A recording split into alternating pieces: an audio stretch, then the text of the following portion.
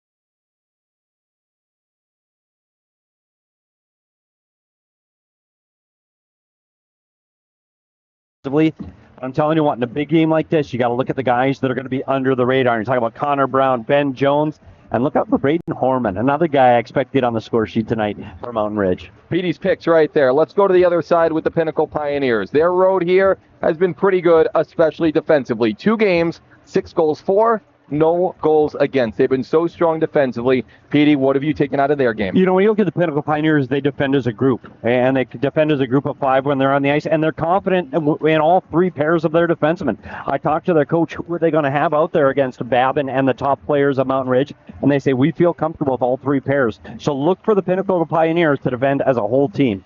In terms of their defense, they're missing one of their top defensemen, but also a player that plays a lot of offense. Their second-line center, Mason Offla, not going to play tonight for Pinnacle. What are they losing out of such a great player like him? You know, Mason Offla, to me, he's a guy that plays 200 feet. He defends extremely well from the blue line in as a forward. He's a guy they're definitely going to miss.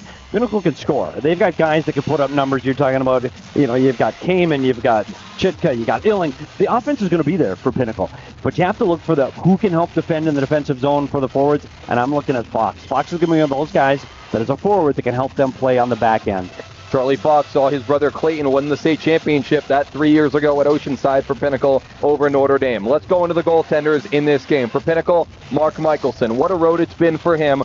4 games at Division I this year and only 2 straight shutouts here in the playoffs. What have you liked from Mark? You know, he's a guy that started most of his games in Division II this season before joining the Division I team before the state tournament. He's up to all 43 shots he's faced this year, and he's made big key saves for this team. Expect him to do it again here in the championship game. For Mark, a senior. On the other side, another senior for Mountain Ridge, Easton Stiller. His last year at high school, his first year with Mountain Ridge. And what have you liked out of Easton Stiller so far? He's a guy that makes the big saves at the big moments, and nothing bigger than in the shootout in the semifinals, round 5, where he stops Teague in round 5 to get Mountain Ridge here to the final game. He's a guy that's cool as a cucumber, no stress. Expect him to make those big saves again tonight. Made the big save in front of that DV student section to send his team to this championship game right here. So we know the players, we know the teams, but what do they have to do to win? And let's start with Mountain Ridge. What did they have to do tonight to hold that AHSHA Cup at the end of the night? They need to play with pace. They need to play with speed. This is a team that can get up the ice incredibly quickly. They got to move the puck quickly between the blue lines and use their offensive speed to put pressure on that Pinnacle defense. On the other side, Pinnacle looking for their first championship in 3 years. How did they raise the cup at the end of the night? You know, conversely, they got to slow this game down. They got to play a puck possession game. They got to get the puck in the offensive zone, and they got to maintain possession, and they got to hold pucks in the offensive zone and try to create some offense. That's how we know how each team is going to do it, how each team is going to raise the cup. We're going to know that answer in a couple hours, but not without dropping the puck first. We'll be right back with Puck Drop here from Mullet Arena.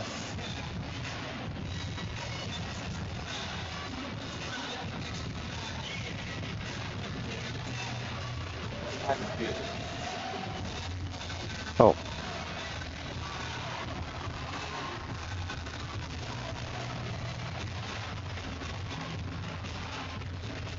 That says they can't hear us. People are saying they can't hear us. Good? Yeah, makes sense. Oh, that. Talk something right away, yeah. Like, the first 30 seconds, I was like, first off, phone ring, I was like,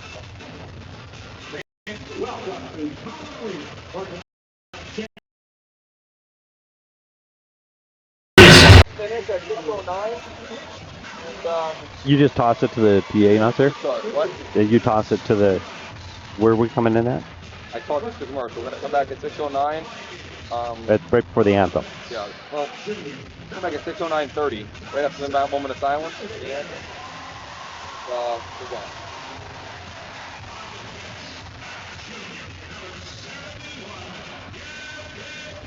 He's showing this right now.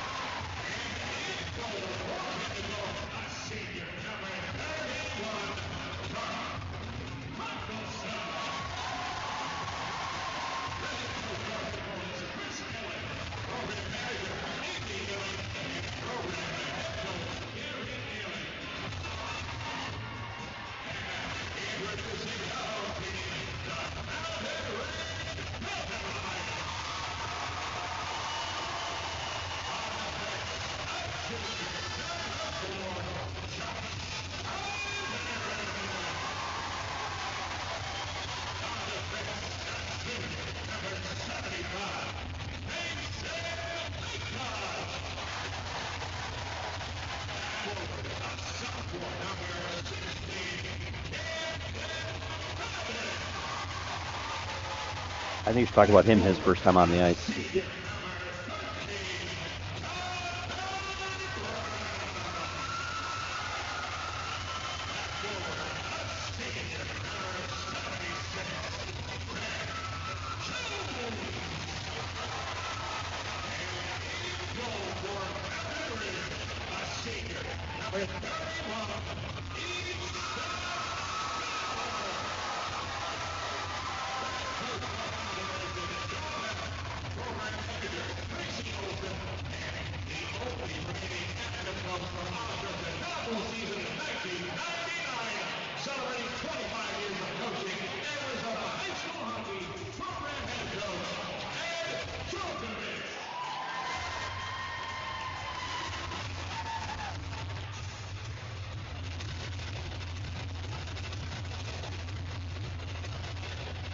Ladies and gentlemen, at this time, we ask that you please supplies if you are able, and please remove your hats. And earlier this week, there was a devastating tragedy with the aviation accident in Washington, D.C. Among the victims were members of the United States figure skating community. We ask that you please join us in a moment of silence to pay respect to those who lost their lives in this terrible accident.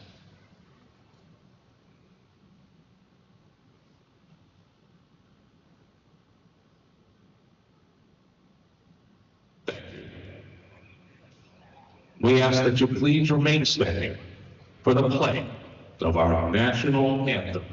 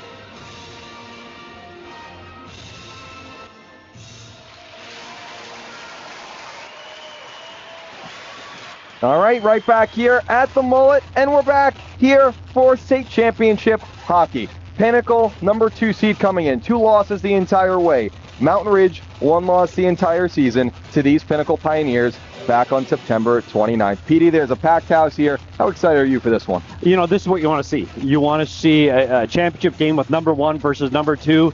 2 teams combined for 3 losses. This is what we wanted to see today. We got some of the best players in the state of Arizona battling this one out. The tensions are high, and I'm curious to see how this start is, because we saw how slow Pinnacle started in their semifinal and how fast Mountain Ridge started in theirs. They had 2 very different styles at the start of the game, so I'm curious to see how this game starts when the puck drops. We mentioned it before. Let's go over the goaltenders one more time. For Mountain Ridge, it's Easton Stiller, the senior who made a huge, big save in the shootout win against Desert Vista, 5-round shootout on Tuesday night in the semifinals. For Pinnacle, it's the story of the season for them. Mark Michelson, 4 Division I games, got the first playoff start, and he's run from it from there. 43 saves in these playoffs, no goals allowed. We're ready for state championship hockey here in Arizona. The 3rd time it's here at Mullet Arena. Pinnacle going for their first championship in 3 years. Mountain Ridge for their first one since 2007. In the 25th year of Arizona high school hockey, we are ready to go here from the big rink, here from the big stage. Braden Horman will take the draw against Logan Chitka. And off we go here from the Mullet. Number 1 and number 2 to see who's the number 1 here in 2025. And we'll do the draw one more time.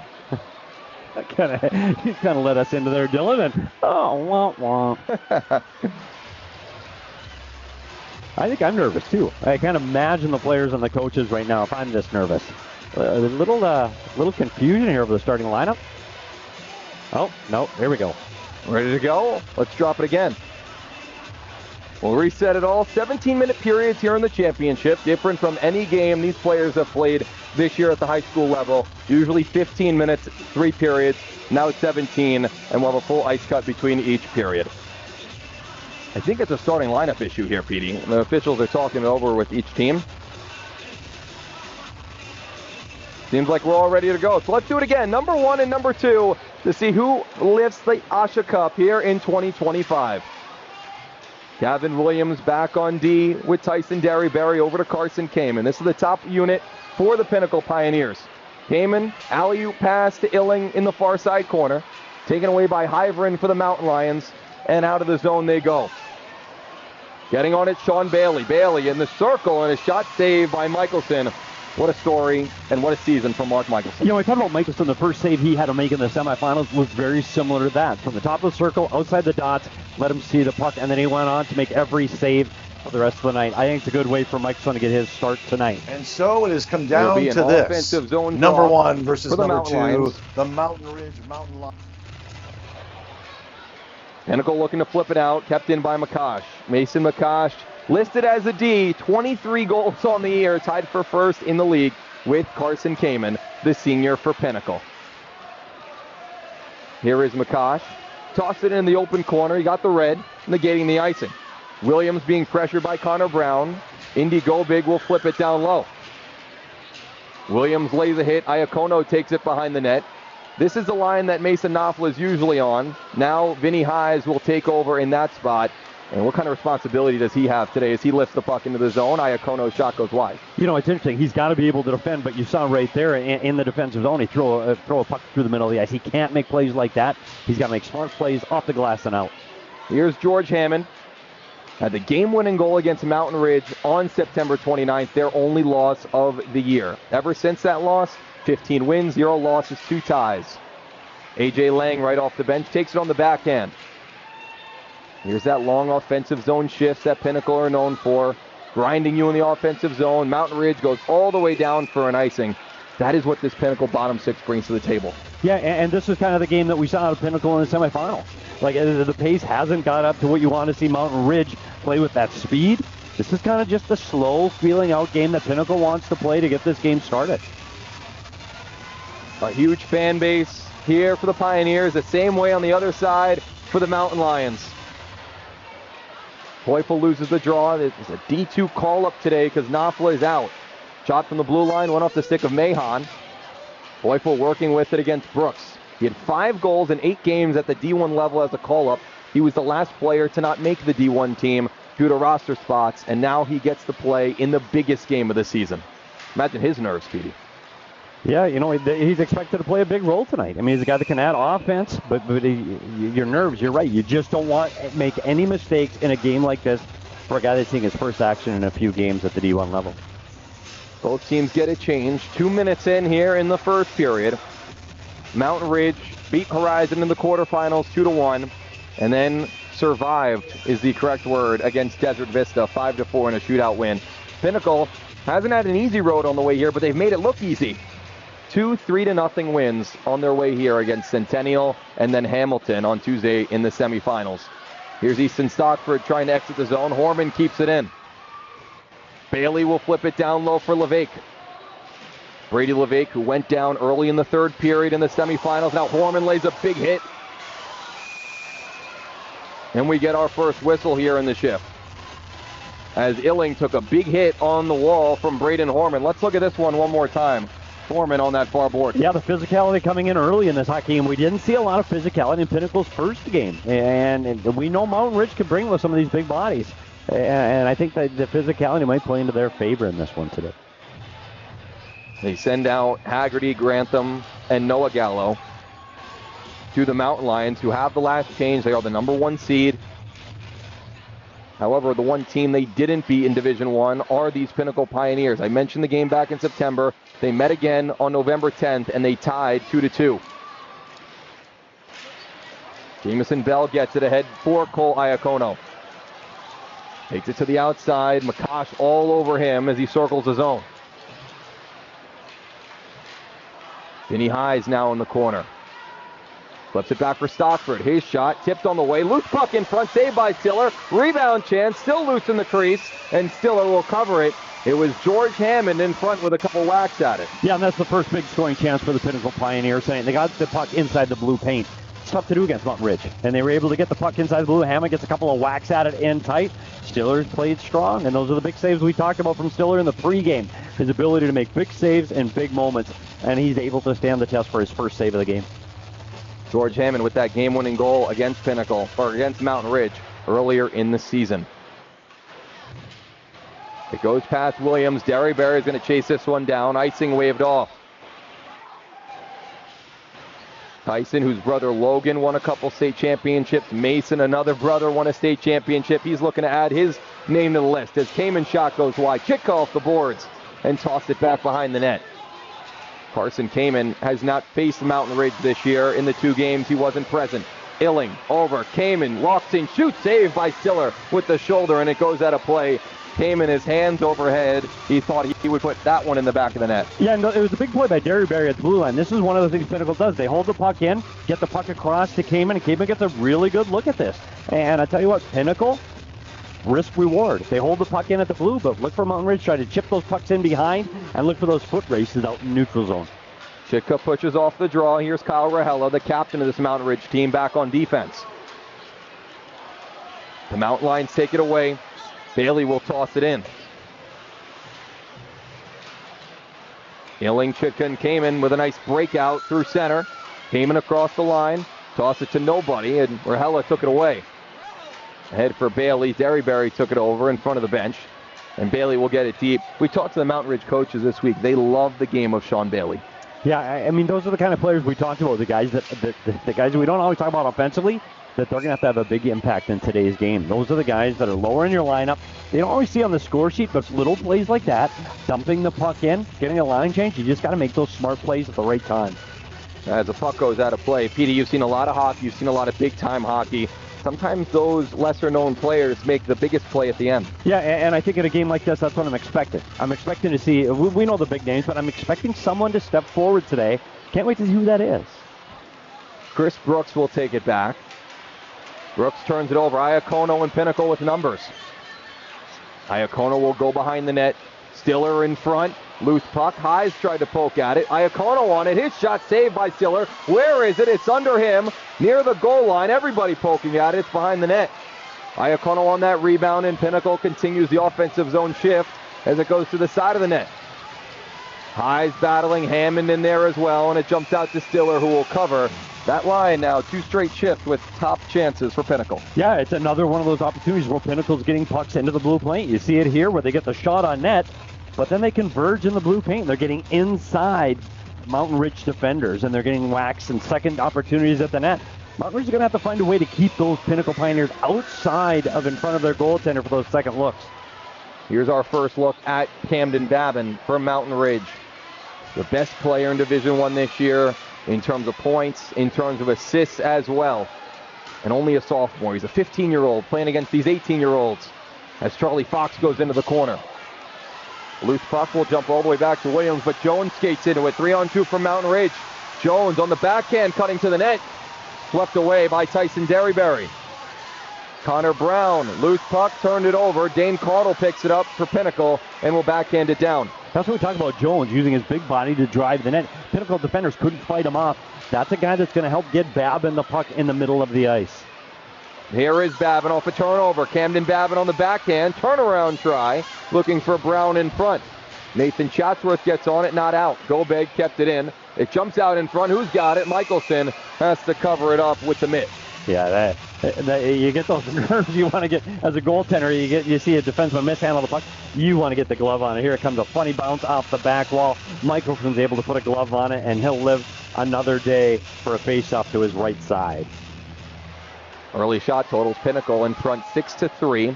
11:20 to go here in the first frame. Montoya back behind the net. O'Mahony all over him. Akash using his edges will just toss it down low. Lewis watched by Teufel. Montoya took a spill. Still got the puck back out to Makash. Here's Ethan Glantz for Pinnacle. Off the glass and out. Caught up in neutral. Nick Mahon across the boards. This one was not kept in, so Mountain Ridge will have to touch up. Glance over to O'Mahony, and here come the Pioneers across the logo. Turnover from O'Mahony to Nick Mahon. Chitka back on defense for Pinnacle, and Mountain Ridge gets a full change. Glance ahead. It goes past Hyveren, who will regain it behind his own net. Pinnacle sending their top guys over the boards here. Naaman can't keep it in. LeVake takes a big hit from Stockford. Keeps the puck and tosses it toward the net. Michelson directs it back behind. Stockford to Chitka, and out come Pinnacle. This play is offside. What's been so impressive with the Pioneers in these playoffs we mentioned, they haven't given up a goal yet.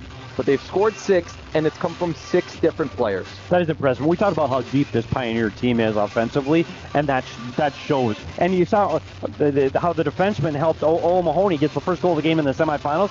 They also have some offensive power at the back end. O'Mahony had a goal earlier in the playoffs. Here's Kamen's shot. Hit a stick, rebound try, and he put it wide as Stiller let it go. Stockford from the corner, and Stiller closes the pads. Stockford keeps this one in. It bounces into the corner where Rahela will take it on the backhand. We're going to see a lot of Kyle Rahela and a lot of Mason McCosh on defense from Mountain Ridge as this puck goes out of play. We'll be right back here from Mullet. No score just yet between Pinnacle and Mountain Ridge.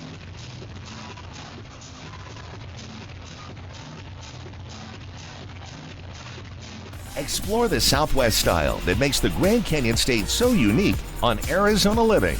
Host Danielle Lerner takes to the road to showcase the people, places, and culture at the heart of our state, while offering up some exciting ideas for your next getaway. Whether you're new to the area or a longtime resident just looking for a bit of inspiration, discover all that Arizona has to offer on Arizona Living. Sunday and Tuesday only on YourView or streaming at watch.yourview.com. This month on Sous Vida, we kick off the new year with a new hobby. We get creative at Phoenix Forge, a community makerspace in downtown Phoenix where we can let our creativity run wild. You're going to love it. Then we take a trip down memory lane because in 2024, we visited some amazing places, ate delicious food, and met some awesome people doing fantastic things in our community. So you don't want to miss out on all the fun because we have all that and more on the next Sous Vida. It's time to get inspired by the wonders of STEM.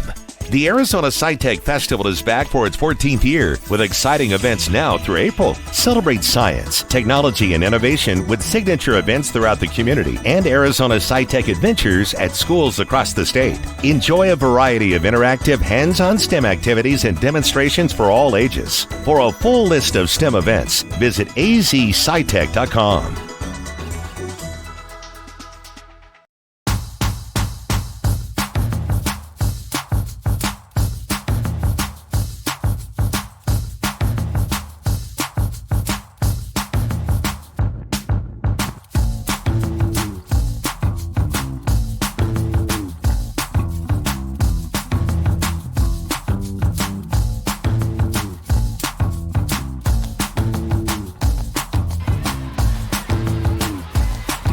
All right, back here at Mullet Arena here in the first period. Just got back and going with 9:45 to go in the first period.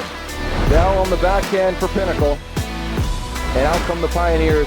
Peter, you've been tracking the scoring chances so far. It's been all Pioneers. What does Mountain Ridge have to do to get back on the offense? We talked about how well Pinnacle defends, and they've been able to keep Mountain Ridge to the outside so far in their defensive zone. Mountain Ridge's got to get pucks to the inside. They're going to have to fight a way to get pucks inside the hash marks and try to get opportunities in front of Michelson. They haven't been able to do that as of yet.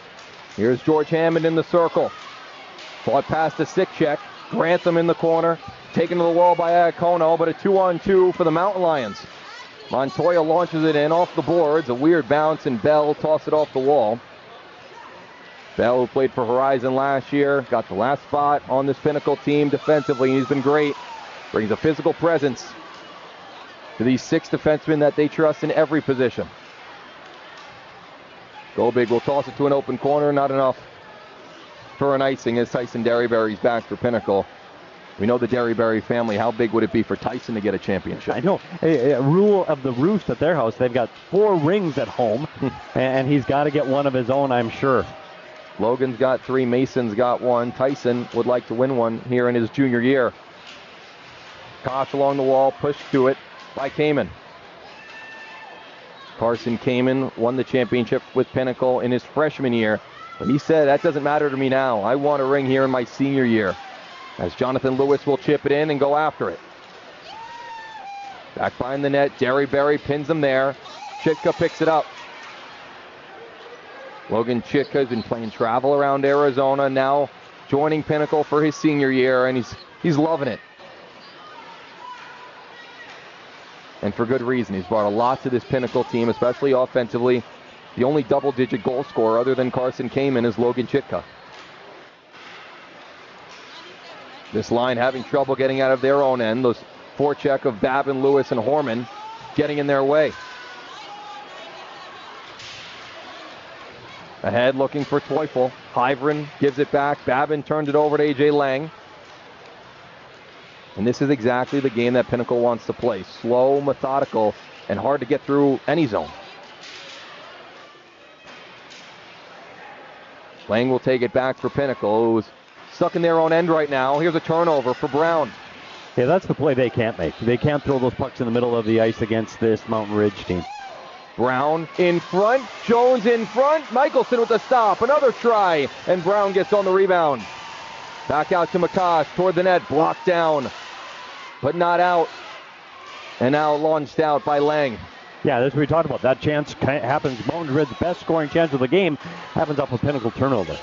McCosh lost the puck. Iacono will toss it off the boards and get his forward line a change.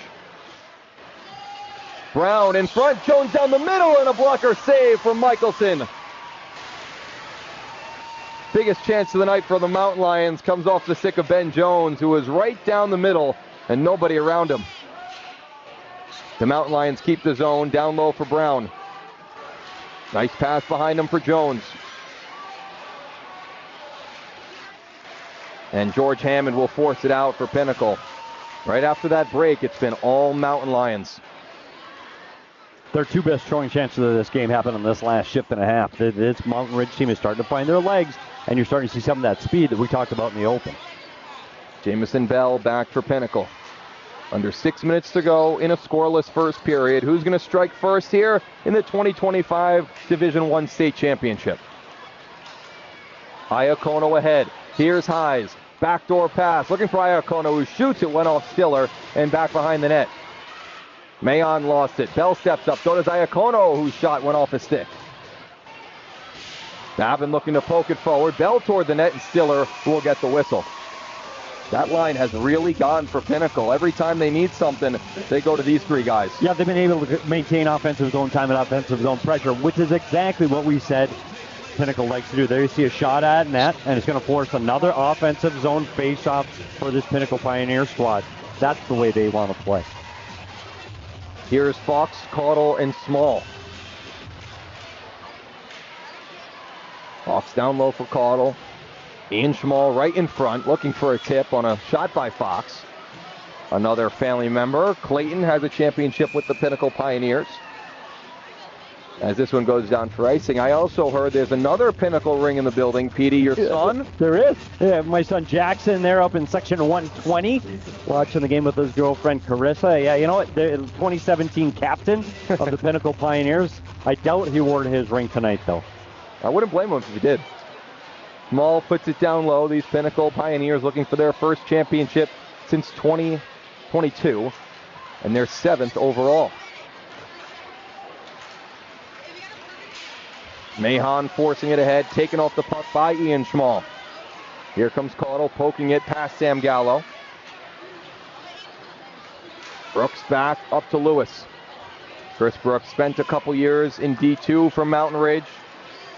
Now he's playing on the biggest stage. That's their third turnover. The Pinnacle's thrown through the middle of the ice. They got to stop doing that and giving Mountain Ridge those kind of opportunities.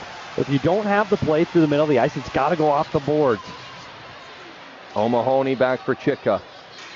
Mountain Ridge had nothing going for them in their first 7 minutes. They've had 3 or 4 top scoring chances since. Here's Carson Kamen all the way across. Right off the bench is Illing, but he overskated it. Tried to get it back and taken away by Braden Horman. He did not get the red, and that'll be an icing. Yeah, Mountain Ridge has got to take advantage of those opportunities. They did earlier in this period where they were able to get a shot, and you can see Pinnacle on this replay coming over, and again, just trying to get the puck at the net and maintain offensive zone pressure, and Illing overskates it. You know, it could have been one of their best opportunities. We're still waiting for that top line to get the chances that they're getting from their second line today. Maybe it'll be here as their shift continues. It goes past Chitka and up for Brady Levaque. This is the line that Mountain Ridge wants against their top unit. Bailey, Levaque, and Horman. Bailey in front. Michelson gives it right back to him with the stick. If they could have got that puck across to Horman, Horman's all alone by the blue paint just to the side of Michelson. Illing to Chitka. Chitka in front and just poked at it, and Stiller got a piece of it with his shoulder. Oh, Came in again toward the net. Saved by Stiller. Rebound in front. Here's Chitka's backhand try. It got blocked. Mahoney down from the blue line all the way across. Stiller takes 2 off the head, I think. Jeez. Little shake there after that flurry. Glance's shot was blocked all the way down. It'll be another icing. That's that top line of Pinnacle getting going. Yeah, I tell you what, and Stiller makes 2 big saves there. And I know it looks like it glanced off his shoulder or his head, but he stayed big, and he's making big saves from in tight. Yep, that bounced right off his head and over the net. A great play by Stiller. But you're right, that's what we want to see from that Pinnacle top line. Just finally getting some offensive zone time that they haven't had enough of in this first period. They go with Iacono, Hammond, and Hayes here in this offensive zone draw. Akash puts it over to Go Big. 3:20 to go here in the first. 2 of the top scoring teams and also the 2 top defensive teams, as this is going to be all the way back to the Pinnacle defensive zone is where the draw is going to go. Going to call that one icing all the way down and all the way back. You got Babin out there. You got McCosh. They've got the right guys on the ice for Mountain Ridge. Mountain Ridge has scored now 6 goals in the playoffs, and Camden Babin has been either scored or assisted on 5 of them. Brown from the side of the net hit the netting. Jones down low for Brown. Babin in the slot, just lurking over there like a snake searching after his prey. You're digging deep for that one, Dylan. I like it. That's where he scores all his goals. That's where the goal against Desert Vista happened. And when they tied the game up at 1, just a couple seconds after DV took the lead. Maybe I'm watching too much Animal Channel. Hammond in the corner for Pinnacle. Both teams looking to see who's going to strike first. Maybe it's Mason McCosh. Here's the speed of that junior defenseman. On net, saved by Michelson. Rebound in the slot. Taken away by Chatsworth. Iacono will go off the glass. Glove down by Hammond. And out of the zone it goes. McCosh just putting it on net there, looking for a rebound, and he got one. Yeah, and here he is up on the rush, just like we talked about number 75 for Mountain Ridge being able to play both ends of the ice. You're going to see a lot more of 75 in this game. Bell chasing after it. Babin all over him, circle in front. Haggerty's shot went wide. A slapper from the slot, and he just put it wide of the far post. Here's Haggerty, takes the first penalty of the day on a hit on Bell.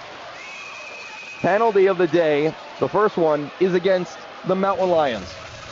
It's going to go against Josh Haggerty. These 2 teams have outstanding power plays, and we talked to both coaches yesterday, and you can't take penalties. And here, see the little hit from behind.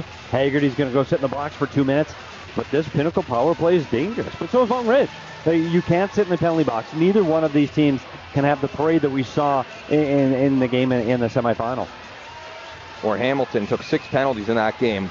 Nevertheless, Pinnacle this year tied for first in power play goals with 19 in 20 games. Tied for first with these Mountain Ridge Mountain Lions. In the playoffs for Pinnacle, their power play 2 for 7. A power play goal in each game. And one of the things to look for on the Pinnacle power play is Chitka in front of the net, number 61. We talked about his ability to get near that blue paint, kind of like a Chris Kreider for the New York Rangers. His ability to tip screen and get those second chance opportunities. Kamen, Illing, drop pass for O'Mahony. His shot went wide. Stiller picked it up late. Rahella's clearing attempt just kept in by Kamen.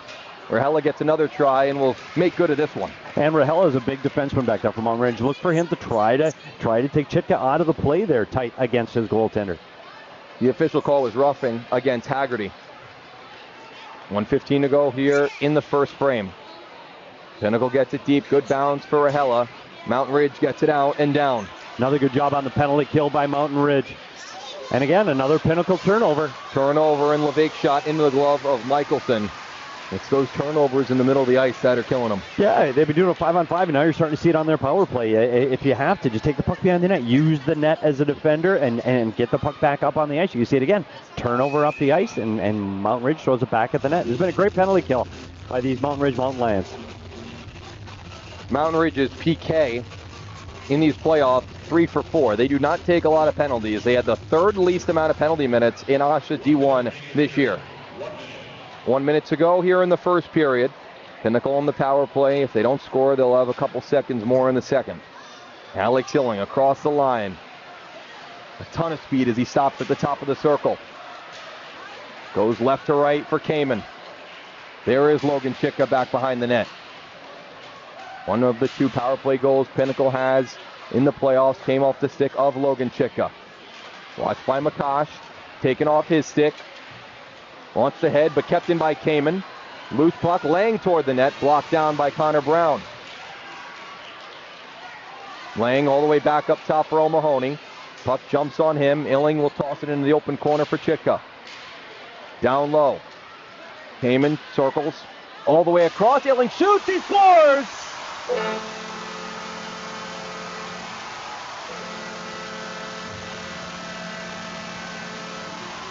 Power play goal for Alex Illing, and Pinnacle scores to make it 1-0 with 10 seconds to go in the first. Illing was slapping his stick. He wanted that pass to come across from Carson Kamen. They were looking for that seam. He was trying to find his way through these Mountain Ridge defenders. There he slides the puck all the way across the ice. Illing one-times it from the dot, and he's able to build Stiller. That's a real important goal for this Pinnacle Pioneer power play. Illing with the power play goal. Assist to Kamen along with Chicka. A beautiful pass from circle to circle, and he just found a piece. Pat Stiller in his right pad. A power play goal, and the Pioneers lead 1-0 as we come to the end of the first period. Pinnacle in front after the first 17 minutes. There were a lot of good things by those Pinnacle Pioneers. There really were. And the one thing that I'm going in and I'm talking as the Pinnacle Pioneers is stop those turnovers. The turnovers allowed Mountain Ridge to get a couple chances. Pinnacle, with their chances, have the only goal of the game so far today. Alex Illing from Chicka along with Kamen. Mountain Ridge will head to their locker room. We'll have a full ice cut between periods here, between the first and second, along with the second and the third. Along with Petey, he's going to have a little interview here, so don't go anywhere here in the intermission. Petey, we're going to get your media chops here in the media education school as Pinnacle will make their way off the ice. What did you think of Mark Michelson's game in the first period? You know, he made the saves he had to make. And we talked about Michelson having to do that in the semifinals, and he did that, and he's doing it here tonight. Like, he's been tested. I had Mountain Ridge at 3 grade A scoring chances. They had 5 in total, and he made all of those saves. And that's what you need from Michelson tonight, is just make the saves that you're supposed to make. We're going to send it down low for our ringside reporter today. Todd Walsh has a Pinnacle player with him after one.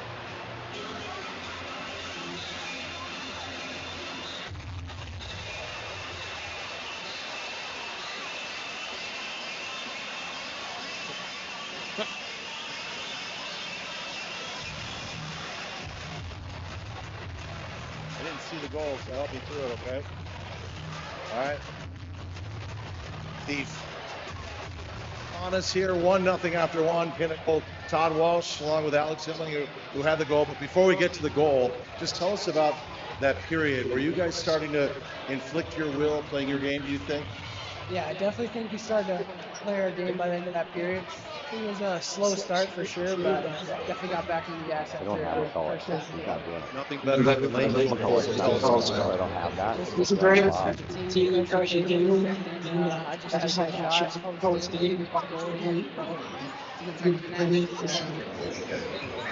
Last year, we wanted to semi-final beat said, I can't see it in my face. We talked to Jillian here. You're better about all the down afterwards. So how is it? And would you agree that play sets all for that entire semi-final?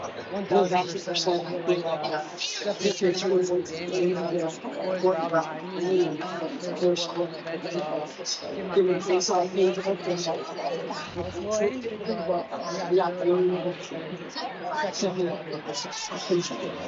Good luck. All right, Alex, we're going to score after one. Back here in the booth after that was Todd Walsh with Alex Hilling, who scored the power play goal. Petey, we talked a lot about Pinnacle, 1-0 them after one. What does Mountain Ridge have to do to get back to it in the second? Well, we got to see their speed. And we talked about how this is a quick team and get pucks up the ice. We still need to see that speed from Babin. We saw McCosh on one rush. They've got to get that speed going because you know they can do it. You saw Jones drive the net early in that period.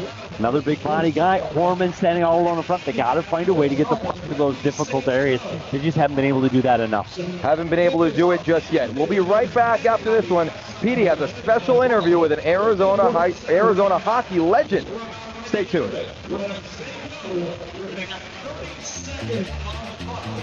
This month on Sous Vida, we kick off the new year with a new hobby. We get creative at Phoenix Forge, a community makerspace in downtown Phoenix where we can let our creativity run wild. You're going to love it. Then we take a trip down memory lane because in 2024, we visited some amazing places, ate delicious food, and met some awesome people doing fantastic things in our community. So you don't want to miss out on all the fun because we have all that and more on the next Sous Vida. It's time to get inspired by the wonders of STEM. The Arizona SciTech Festival is back for its 14th year with exciting events now through April. Celebrate science, technology, and innovation with signature events throughout the community and Arizona SciTech adventures at schools across the state. Enjoy a variety of interactive, hands-on STEM activities and demonstrations for all ages. For a full list of STEM events, visit azscitech.com.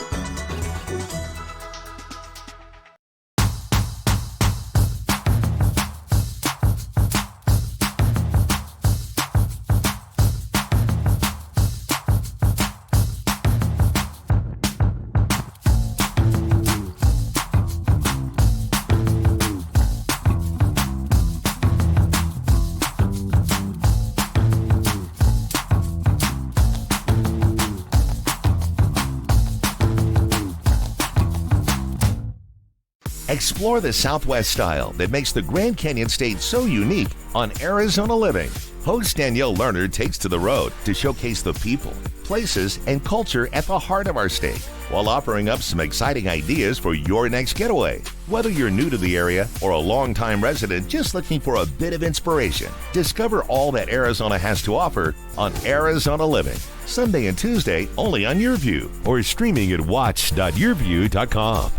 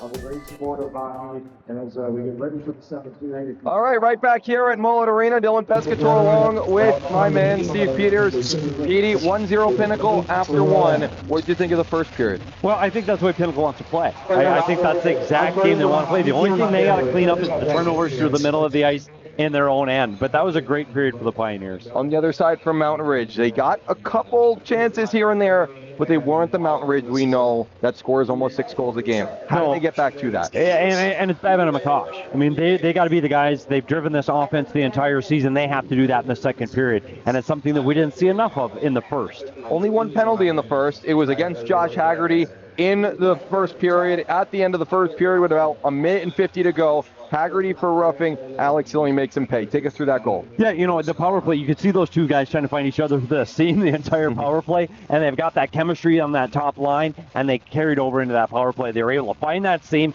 and they only let it go. I mean, it touches the stick. It was on and off his stick quickly. That one-timer was able to beat Stiller. Nothing the goaltender could do to get across.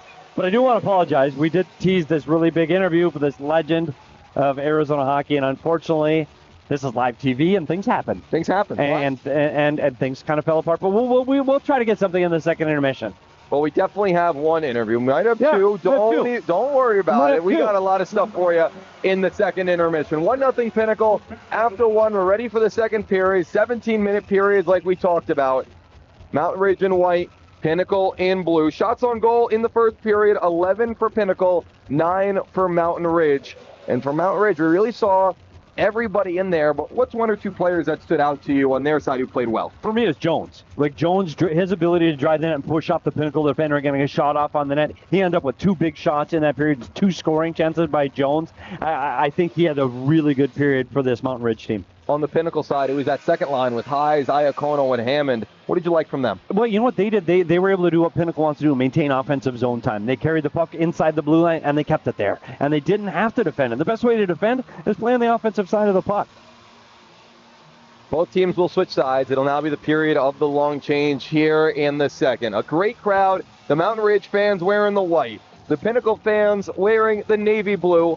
Well, my favorite part about the student section is when they bring those big fat heads of the players, right, Petey? Yeah. If I would have known, I would have got one of you, Dylan. No, never. That thing would break if it was pointed to a mirror. I'll tell you that. Let's go, Dylan.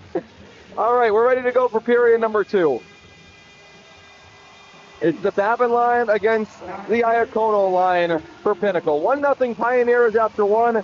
Chapter 2 here in the state championship of 2025. Camden Babin with the puck. 46 points in AHSHA this year in 18 games. Led the league. And immediately an icing against the Mountain Lions as their student section is trying to pump them up a little bit. Yeah, you know what? Babin's a guy we expect to see offensively, and right now he just hasn't been be able to break through. And it could happen at any moment. We've seen it from this kid all season long. His ability to get pucks up the ice and get his feet moving. Mountain Ridge in 2 games scored 4 goals against Pinnacle in their 2 matchups. Camden Babin, a goal and 3 assists. He was in on every goal they scored against these Pioneers. Iacono whips it down low. Brown at the half wall tried to slap at it, but missed it. Fell toward the net. Easy right pad save for Stiller as it jumps off the glass. Brown missed it again. Second time he couldn't get it out, and Stiller will save him and get a whistle. And that's the frustration the Pioneer team has. They keep the pucks inside the blue line. And you can see it with Brown there. Here he's along the wall. He turns the puck over twice. Pinnacle gets a shot on net. And that's how frustrating Pinnacle can be.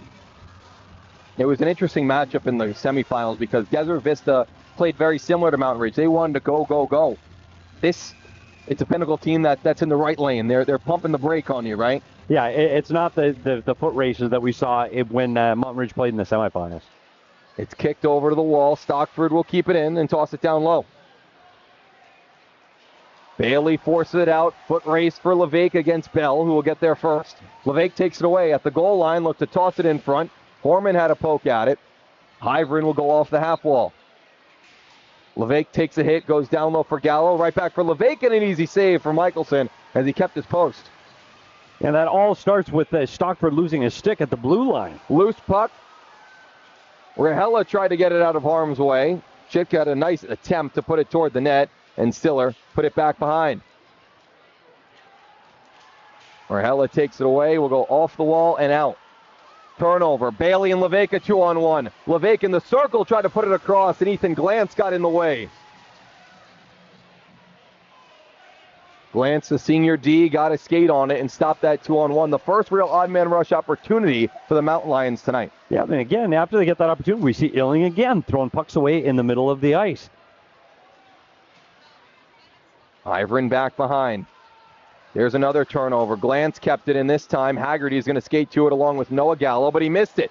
Chatsworth picks it up. Nathan Chatsworth in the circle. Taken off his stick by Rahela. O'Mahony looked to keep it in, given right back by Gallo. Will it have enough for icing? It will. Yeah, this Pinnacle doing exactly what they want to do. They want to hold that blue line, and what's going to happen is you're going to see Martin Ridge starting to get frustrated because they can't get the puck through the neutral zone. They can't get those offensive opportunities, and the fear is that you start taking penalties when you start getting that frustrated in your defensive zone and not being able to get the puck out of your defensive zone. We've seen them face adversity, but it was in a high-scoring game where they saw the puck go in the back of the net. It's a little different, a lower-scoring game. Derryberry toward the net. Almost got a piece of the official as Poifel will get on it. Back to Williams toward the net, and Stiller with the right pad save. Had a couple bodies on him in front, and this will go down for another icing against Mountain Ridge.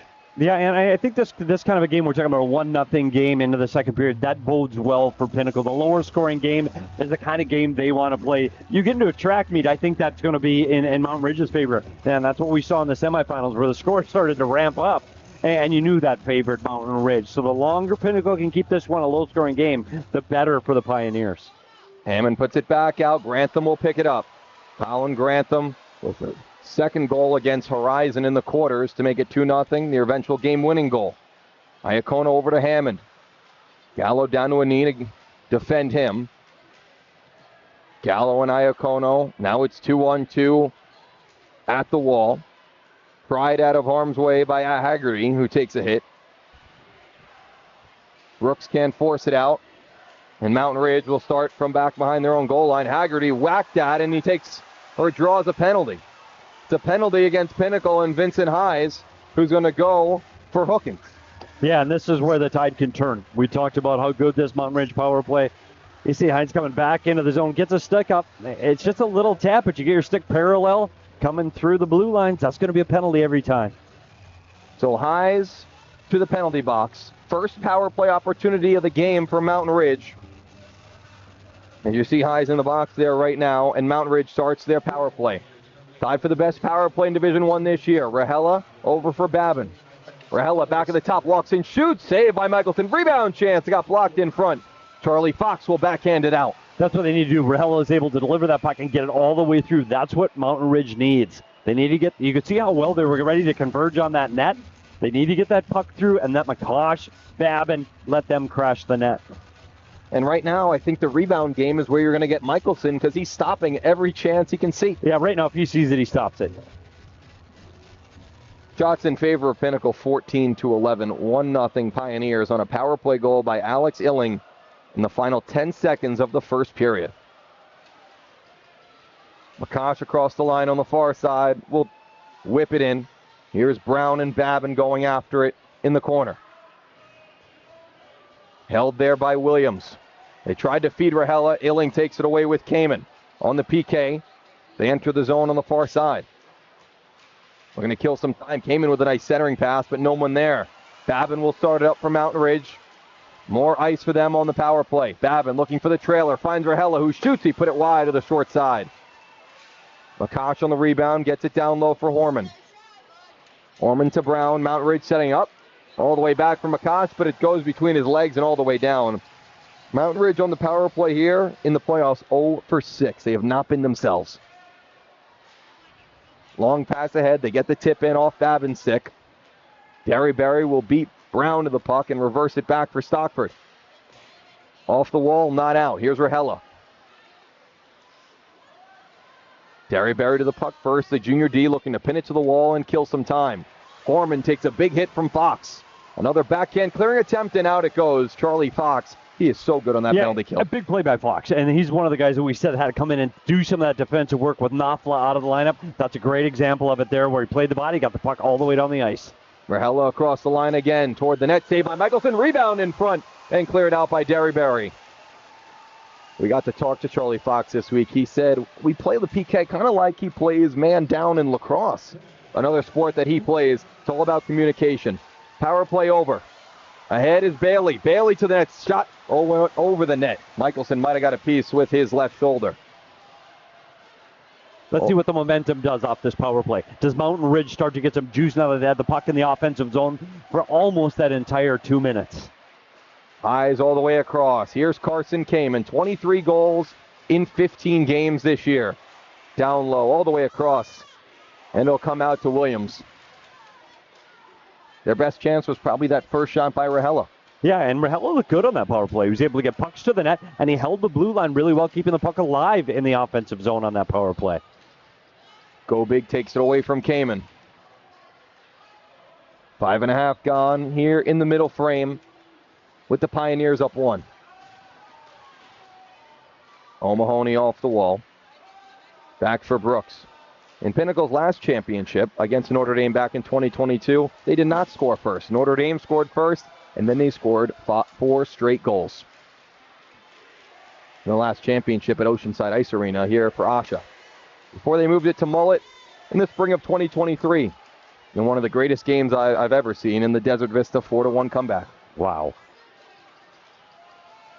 Gallo ahead. This will not be an icing as the Pinnacle D was in the area. Teufel fighting for it along with Iacono. Mahon on the forecheck against Glantz. He'll try the near side. Up for Teufel, who we mentioned has not played in a playoff game yet, and now this is his first, and it's in the championship game. Offside is the call here. Yeah, the Pinnacle Pioneers need something positive to happen here in the second period. You know, we're 7 minutes into this period. They haven't had the puck possession that they had in the first period. They haven't had the offensive opportunities that they had in the first period, and then they get the penalty. So they need to find a way to generate something inside the blue line in the offensive zone, and they have yet to do that in this period. Fox wins the draw, back for Bell. Mountain Ridge, last time they were champions back in 2007. Went back to D1 3 years ago. 10th place finish, a 2nd place finish, and now the best team in the league. They have to complete it. Have to raise that cup to make it mean something. Babin's looking to do that. Puck on a string for him. The sophomore to the net, saved by Michelson. Rebound, jumps out. Go Big shot, put it wide. Brown kicking at it. Kept in by Horman. That top line starting to go now. Down low for Makash. He has Babin with him back behind. Babin to the net, looking for Makash, couldn't get his stick down. Horman will take it at the blue, turns, fires, and put it wide. You know, we're seeing Horman on the back end, Makash up front on this line. That may be a big difference to help spark this Mountain Ridge offense. Horman will keep this in. They keep the zone. Babin down low. Babin from a sharp angle, saved by Michelson.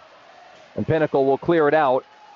And all the way down, and it's not an icing as it went off Horman's stick. That's the best shift 5-on-5 for this Mountain Ridge team tonight. And then that's where we talked about Makash jumping up in the play, being involved with Babin. That was a good play.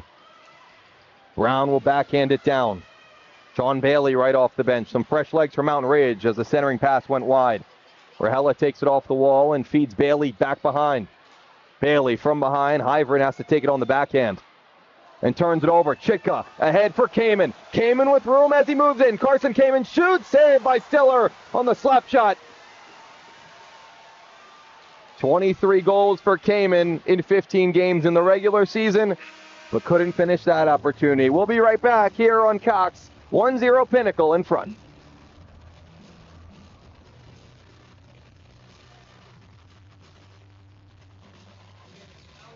It's time to get inspired by the wonders of STEM. The Arizona SciTech Festival is back for its 14th year with exciting events now through April. Celebrate science, technology, and innovation with signature events throughout the community and Arizona SciTech adventures at schools across the state. Enjoy a variety of interactive hands-on STEM activities and demonstrations for all ages. For a full list of STEM events, visit azscitech.com.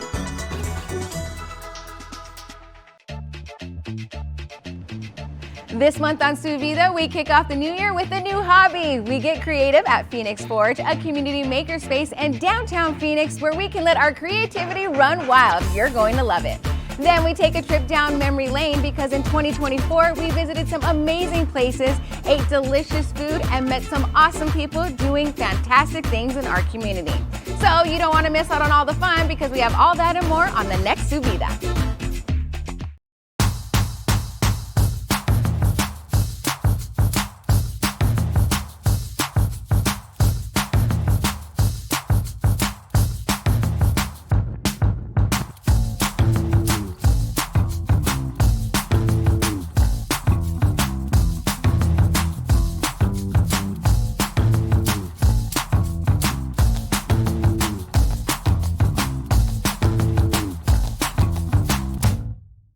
Explore the Southwest style that makes the Grand Canyon State so unique on Arizona Living.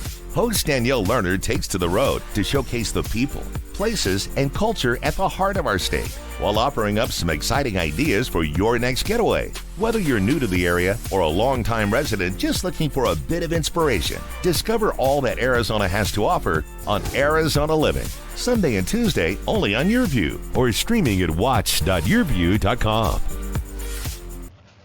Back here at Mullet, as we continue here in the middle frame, 1-0 Pioneers in front. Haley looking to force it out. Mountain Ridge with some of their best shifts so far today before we went to TV timeout. Chitka will take it off the wall in front for Illing. Bouncing puck, and Stiller will catch and hold. You were talking about the chances that they had for Mountain Ridge. How about the last two chances for Pinnacle? You had Carson Kamen coming in, a slam shot at the dot, and now another bouncing puck in front of Stiller. And he makes those big saves. Those are two big saves late in this second period. The Kamen opportunity, and then that one as well. Carson came in with a 2-on-1 break before the break there was, and took a slap shot, but Stiller got the best of him. Yeah, Stiller looked calm. He was square to the puck, made a really nice save, no panic. Swallowed that one up, no rebound. Don Bailey can't take it up. Chitka gets taken down, and we have a penalty against Mountain Ridge. Unfortunately, I think that one's a little accidental. I think he just got his stick in there, and Chitka goes down. We're going to see another look at it here, but as he goes back to get the puck, yeah, the stick is just tangled up in his feet, and Jones is heading to the penalty box. Ben Jones for tripping. Pinnacle to the power play. Their second time today, they're 1 for 1 on their one goal. It was on the power play from Alex Illing. Yeah, and they've had the last two scoring chances in this period, and you don't want to put them back on the power play. Chitka, Illing, Lang in there as well, along with Kamen and O'Mahony at the top. Kamen turns and tosses it down low. Chitka looking to center. Lang will get on it for Pinnacle. AJ Lang playing in the role that Mason Knopfler would, and now getting the opportunity on the man up. Levesque to center, and Montoya chips it out. Under 8 minutes to go here in the second. It's a 2-minute call for tripping against Jones. 2-on-2 as they enter the zone. Lang turned it over. Montoya picks it up. He's got momentum as he skates past Kamen. Montoya on the backhand will put it down low to kill some time. Two really nice plays on this kill by Montoya. Illing, drop pass. Chitka to the slot. Chitka shoots. He scores!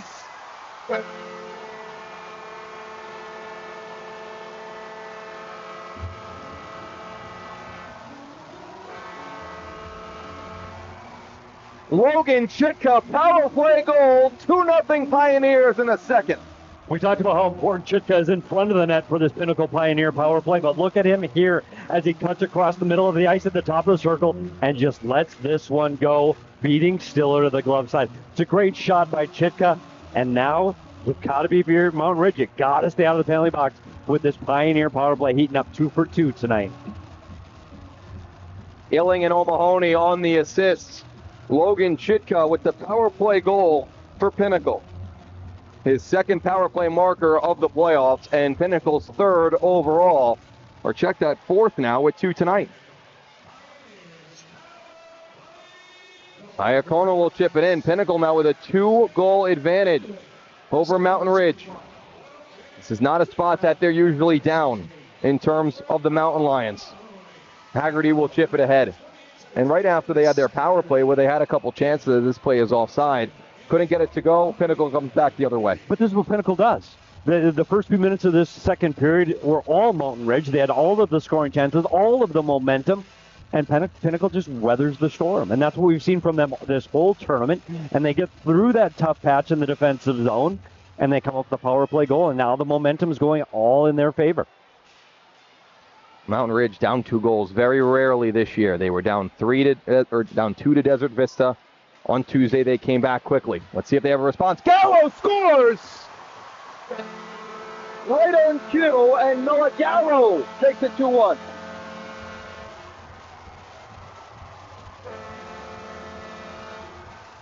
Well, and junior Noah Gallo is able to pick that puck up below the goal line and step out on Mark Michelson undefended. He's able to throw it over the shoulder of Michelson for the first goal that he's given up in this entire tournament. That's a heck of a shot as Gallo comes around below the goal line, right over his shoulder. It's a great shot. 35 seconds apart. The Chitka goal and now the Noah Gallo goal. Only 4 goals in 17 games this year for Noah Gallo. Scores in the biggest game, and that is huge for the Mountain Lions. And one other thing, Michelson hasn't been scored on this entire tournament. So let's see how he responds now. Is he able to pick his bootstraps up and get back to playing the way he has earlier in this game?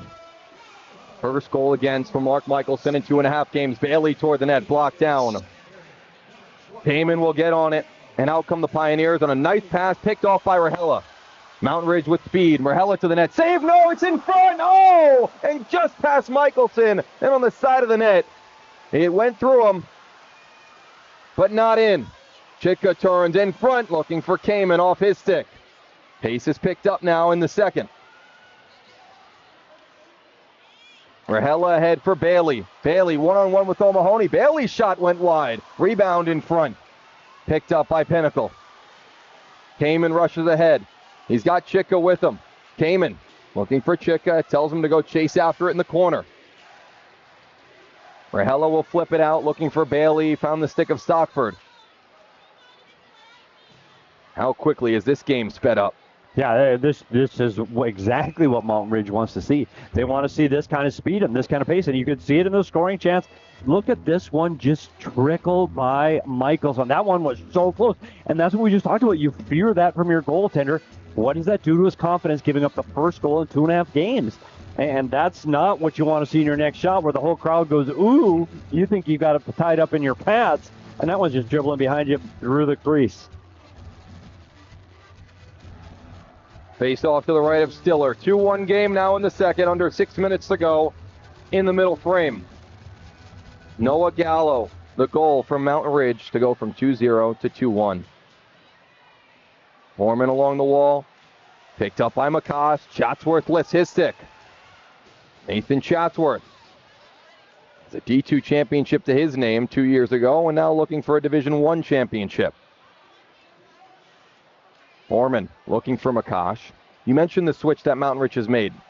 They put Braden Horman back on D and Mason McCosh to forward. They did that against Desert Vista after 2 periods, down 3-2.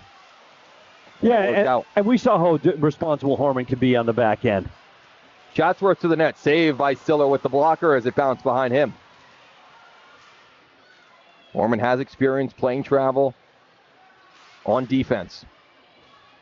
Doesn't do it a ton here in high school.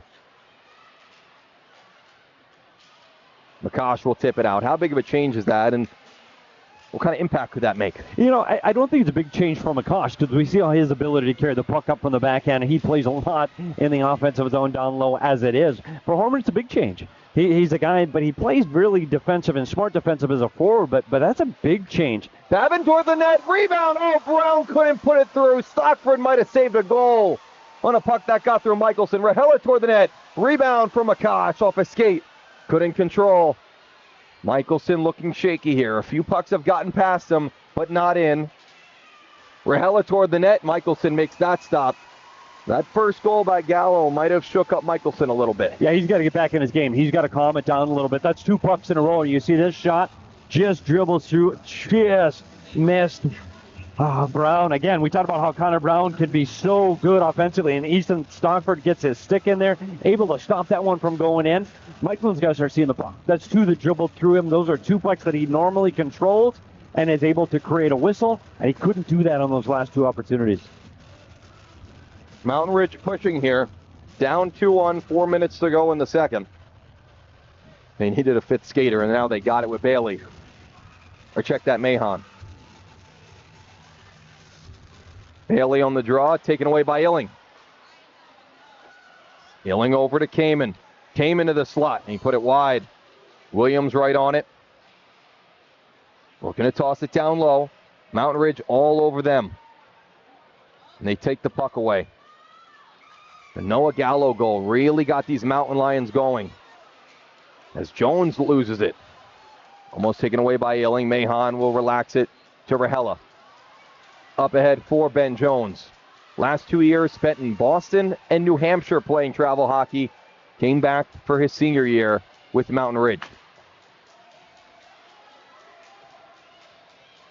Williams for Pinnacle.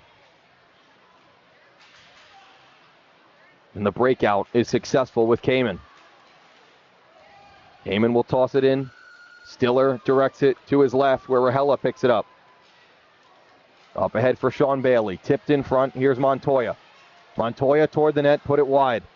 Lewis and Hammond come together on the wall. Hammond gets it out. Hayes will pick it up. Hayes taking a few hits by Golbeg. In front, Iacono. Shot saved by Stiller.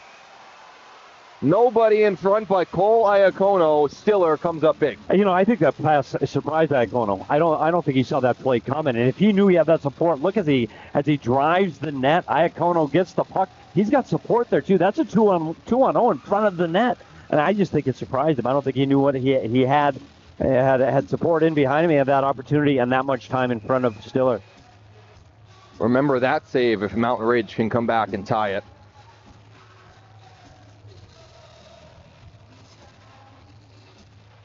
Off the draw, Iacono trying to toss it through. Couldn't make it through a maze of bodies. Babin lays a hit on Hammond. And now another one. And now he separates him from the puck. Brown through the center of the ice looking for Makash. Surrounded by three Pioneers. And the puck goes to Cooper O'Mahony. Ahead for Hammond off his skate. Went the wrong way. Brown in front for Makash. Big hit by O'Mahony. He lays out Makash in the slot. That was Ethan Glantz getting his body in the way. Loose puck for Hayes. Vinny Hayes shoots. Saved by Stiller with the right pad. What a big hit from Ethan Glantz on Makash. That's where that physicality can get going, and that's what he brings to the table. Yeah, and that's something we haven't seen out of Pinnacle so far in this tournament. Turnover. Babin and Makash. After Glantz put it off his skate, Michelson gives it right back. Babin sauces it back to Horman. Horman toward the net, looking for a tip. And it bounced back in play. Still for Babin. He went down. No arms go up. Now the arm goes up. Penalty against Pinnacle for tripping. Delayed call. 6-on-5 for the Mountain Lions. Babin taken down by a trip by the Pioneers. Tried to drop it for Horman, but Hammond will get on it. And now the power play starts for Mountain Ridge. 1:31 to go in the second. They'll get a fresh 2 minutes. Yeah, and this is just what we saw at the end of the first period. You're going to see his sticks get tangled up here in the corner. And another tripping call. Iacono heads to the box. And just like we saw at the end of the first period, with Pinnacle going on the man advantage and putting a late goal in to go up 1-0. We're seeing the same thing here by Mountain Ridge getting a late power play here in the second. A chance to even it up before the end of the second period. Mountain Ridge's power play in these playoffs, 0 for 7, after being the best in Division I, tied for the best in the regular season. It's only a matter of time. Makash toward the net, tipped in front, it went over. Babin can't get after it. Ian Schmall will pick it up and launch it down. And they're facing off with the best penalty kill in Division I with Pinnacle, allowing 6 power play goals in 20 games. Along with 4 for 4. Now 5 for 5 in these playoffs. Jones over the line to the net. Michelson directs it to the corner. 1 minute to go here in the second period. It's launched down. Not only do they lose Iacono for 2 minutes, but they lose one of their best penalty killers as well. Turnover here. Jones off the wall. Nice pass for Babin. 2-on-1 with Levac. Babin to the net. Shoot, save. Rebound in front. Loose in the blue crease. And taken away by the Pioneers. Kamen and Bell as he crosses the line. A go off the wall. Babin on it with 25 seconds to go in the period. Stockford with a big hit on Levac. Right in front of the penalty boxes. One more rush from Mountain Ridge here in the second. Babin across the pitchfork. To the forehand. Babin puts it high off the glass. Hyveren will get on it with 10. Down low for Babin off his stick. Stockford's clearing attempt off his stick but out. And that will take us to the end of the second period. 2-1 Pinnacle in front after 2. As we bring you back up here into the booth. 2 goals scored in that period. Logan Chitka on the power play for Pinnacle. And then Noah Gallo for Mountain Ridge. Let's start with the first goal. What a shot by Chitka as he cut to the slot. You know, Chitka's a guy we talked about being in front of the net on the power play, and there we got an opportunity to see his offensive prowess and his ability to get a shot from the top of the circle. And he blew that one by still. It was a really good shot by Chitka. On the other side, 35 seconds later, as soon as you saw Mountain Ridge go down 2-0, they strike right back. Noah Gallo, a heck of a shot. Yeah, and what we're so used to seeing from the Pinnacle Pioneers is their ability to defend that area of the ice, their ability to defend the blue paint in front of their goaltender. This time they didn't, and this time they paid for it. And Gallo's able to get that puck up high from in tight, and that's a tough one to save for the goaltender. How do you think that shifted momentum, and what did you think about the play after that goal? Well, it did. You could see it in Michelson. Michelson's ability to fumble the next 2 pucks on net, and I think he's calmed back down for this power play. We see him make some saves, but you did see the momentum shift. And I think that period, for me, I had the scoring chance of 7-5 for Mountain Ridge on that one. I think they had the better of the Pioneers in this second period. As we go into the third, what are both coaches saying in the locker room? You're 17 minutes away from a state championship if you're Pinnacle, and you want to at least extend it or not win it for Mountain Ridge with at least 1 goal. Well, if you're Pinnacle, you just keep playing the same way. This has been Pinnacle hockey for this entire tournament. Just to keep defending, keep getting pucks out to the middle of the ice, and just let the game come to you. Don't force anything. Just play Pinnacle hockey. For Mountain Ridge, I think they're getting excited. I think they felt the momentum starting to shift, and you saw it. You saw McCosh playing forward in that period. You saw Babin taking the puck almost coast to coast. I think their offensive players are starting to feel it. So if I'm Mountain Ridge, I'm saying, hey, let's get going. Let's get our feet going. Let's get that momentum going. Let's get up the ice as quickly as we can. I think we're in for a really good one in the third. Let's go down low. Noah Gallo with Todd Walsh.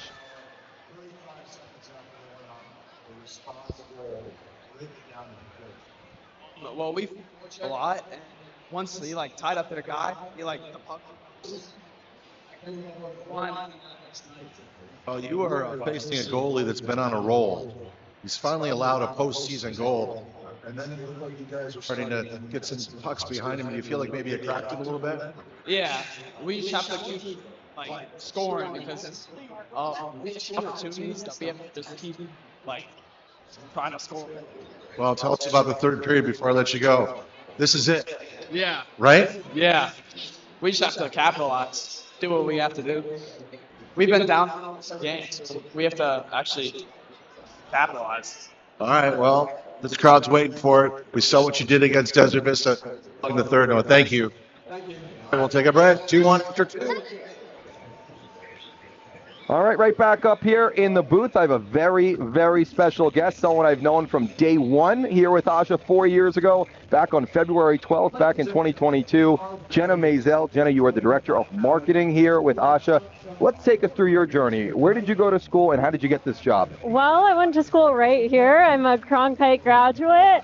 And I want to say 6 years ago, I covered this game as a Cronkite student, and I just never left. Never left, and now you're the Director of Marketing. Take us through, what do you do for the league, and how do you help the game grow? I would say I do a little bit of everything. I really just try to get our league out there so people are able to see it and make everything accessible for whether you're a high school student, a parent, or just a player in our league. We try to do our best to have presence on social media, streaming the games, live updates. Yeah. You are the fingers, you are the hands behind the AHSHA social media pages. How have they grown since you took over?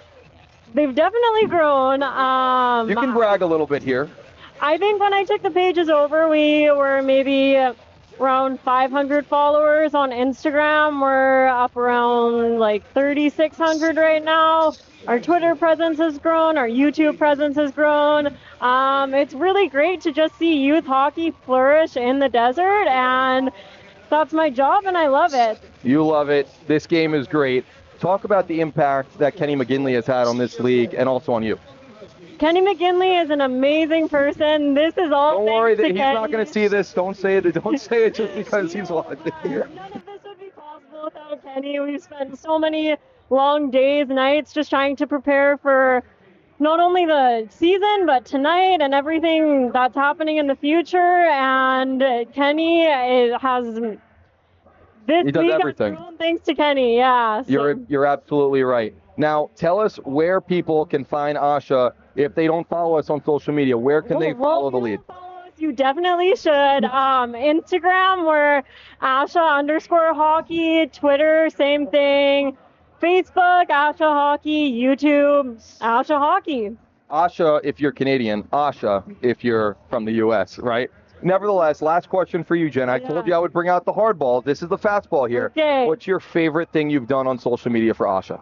Oh, I would say one of my favorite things is just the little short clips that we make. The kids get so excited about it. They love being in them. They're super fun to film. Every year, Team Arizona, we ask the players questions, and it's always a good time. That was the exact video I was going to bring up. They were talking about the best golfer on the team last year as they were coming off the bus last year in Texas for Team Arizona. Well, follow us on social media. Jenna is behind it. Anything she does great, DM the account. Tell her she's doing a great job, because she is. We'll be right back with Petey with that exclusive interview that we mentioned. Thanks, Dylan. Thank you.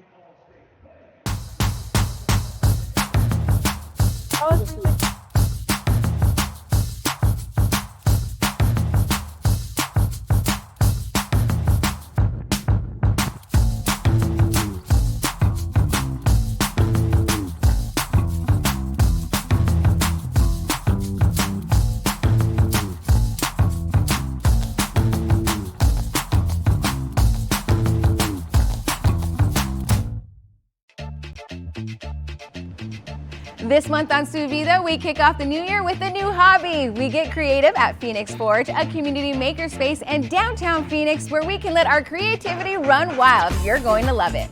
Then we take a trip down memory lane because in 2024, we visited some amazing places, ate delicious food, and met some awesome people doing fantastic things in our community.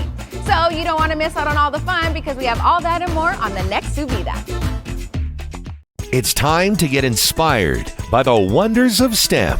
The Arizona SciTech Festival is back for its 14th year with exciting events now through April. Celebrate science, technology, and innovation with signature events throughout the community and Arizona SciTech adventures at schools across the state. Enjoy a variety of interactive, hands-on STEM activities and demonstrations for all ages. For a full list of STEM events, visit azscitech.com. Explore the Southwest style that makes the Grand Canyon State so unique on Arizona Living. Host Danielle Lerner takes to the road to showcase the people, places, and culture at the heart of our state, while offering up some exciting ideas for your next getaway. Whether you're new to the area or a longtime resident just looking for a bit of inspiration, discover all that Arizona has to offer on Arizona Living. Sunday and Tuesday only on YourView or streaming at watch.yourview.com.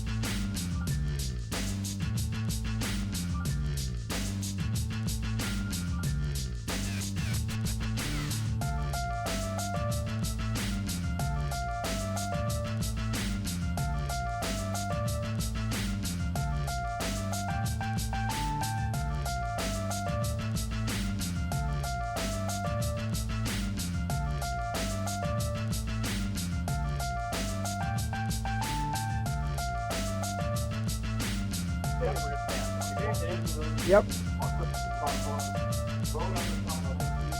Check 1, 2. All right. You hear me? Oh, I can't hear you. I can't hear you. You hear me? No. Not on. Earlier this week, conjunction with this, I talked to Fred's son Ray. It's Steve Peters back here inside Mullet. We're trying to talk to Bob Keto inside the building. Having a little technical issue. We already talked about live TV being a problem sometimes, Bob. Bob, it's your first experience seeing Arizona high school hockey. What's the experience been like so far? It's been great, Petey. I mean, first of all, I'm really impressed with the skill level of these two teams. For high school kids, I think they're playing very, very well. And also, I'm impressed with the crowd. I mean, this is a great testament of Arizona hockey fans for the high school level. And a lot of people have come out here to Mullet Arena to support these two teams, and I think it's just great. Well, you know what? For me, Bob, this is an opportunity to talk to my mentor in the broadcasting business. This is way harder than it looks, by the way, for people that think it's just sitting and talking on a microphone. It's much, much harder than that. So, Bob, I just want to say thank you. First of all, sincerity of my heart. Do you miss this? Oh, I miss it extremely, Petey, and every day, and I still love the game of hockey. I still watch the game of hockey, every night. And after 40 years of being in the game at one level or another, this is the first year that I haven't called games, and so it's been tough on some nights, but I'm just thankful I was able to be involved, certainly at the NHL level for as long as I was, and I have so many great memories and met so many great people such as yourself. Thank you so much. We had a great time on the road. Yes, we did. We did. And I know Dylan Pescatore, my partner over the last 4 seasons, is getting ready to graduate. Yes. At Arizona State. Any thoughts on his play-by-play call? Well, I had a chance to listen to you guys in the second period. I had the headset on next door, and I thought it was a really good call by Dylan and by you, Petey. And Dylan is certainly a guy that seems to be mature beyond his years in terms of his ability and also the way he handles himself. I think he has a very bright future, and I wish him well. And Petey, I just can't say how happy I am for you that you made that transition from coaching at the NHL level to the media side, and you're really, really rising, so successful, working for ESPN, working for PHNX, and having the podcast and the show, and now you got a new venture, your coach's show, and maybe something else coming along. But keep grinding, Bob. That's all I do. I just keep grinding. That's all I know how to do. Speaking of that, how did you get your start? You went to Michigan State. You were a Spartan. How did you get your start from going from Michigan State to get to where you were in the National Hockey League? I was very lucky, Petey. I was able to get a job with my hometown team, the Muskegon Lumberjacks, who were in the IHL at that time, which was, along with the American League, the top minor pro league right below the NHL. And so I think maybe they wanted to hire a hometown guy coming out of college. Maybe some people knew me. They might listen. I also did sales, so maybe they thought I could sell something, but didn't sell too much. But at least I got a lot of practice for radio. And I was with them for 8 years and had the opportunity to come to Phoenix and work for the Roadrunners, and then transitioned into radio hosting for the Coyotes. And then finally in 2005, I was able to do the play-by-play. And, for 19 years, it was really a dream come true. You got to see one of the names on the bench for the Mountain Ridge Mountain Lions is Sean McCosh. Yes. And his son is playing at tonight's game. We have a little relationship with Sean McCosh, one of the assistant coaches at Mountain Ridge. I did, yeah. Sean was a player for the Phoenix Roadrunners. He was a LA Kings prospect, and I remember him as a very good offensive player, wore number 9. I was wondering, why his son wears 75, but you never know these days. You're right. Why do you wear 9 like his dad? But Sean was a great guy. I had a lot of opportunity, to get to know him and to do interviews with him and to watch him for several years, and certainly an icon in Phoenix pro hockey at the minor league level. Bob, I want to sincerely say thank you, because I wouldn't be standing here without your inspiration and your ability to guide me and be my mentor to this. And for everybody here, it is 2-1 after 2 periods in the Arizona State High School Hockey Championship. Pinnacle's on top of Mountain Ridge. We got 17 minutes to go. We'll be back in just a minute. All right.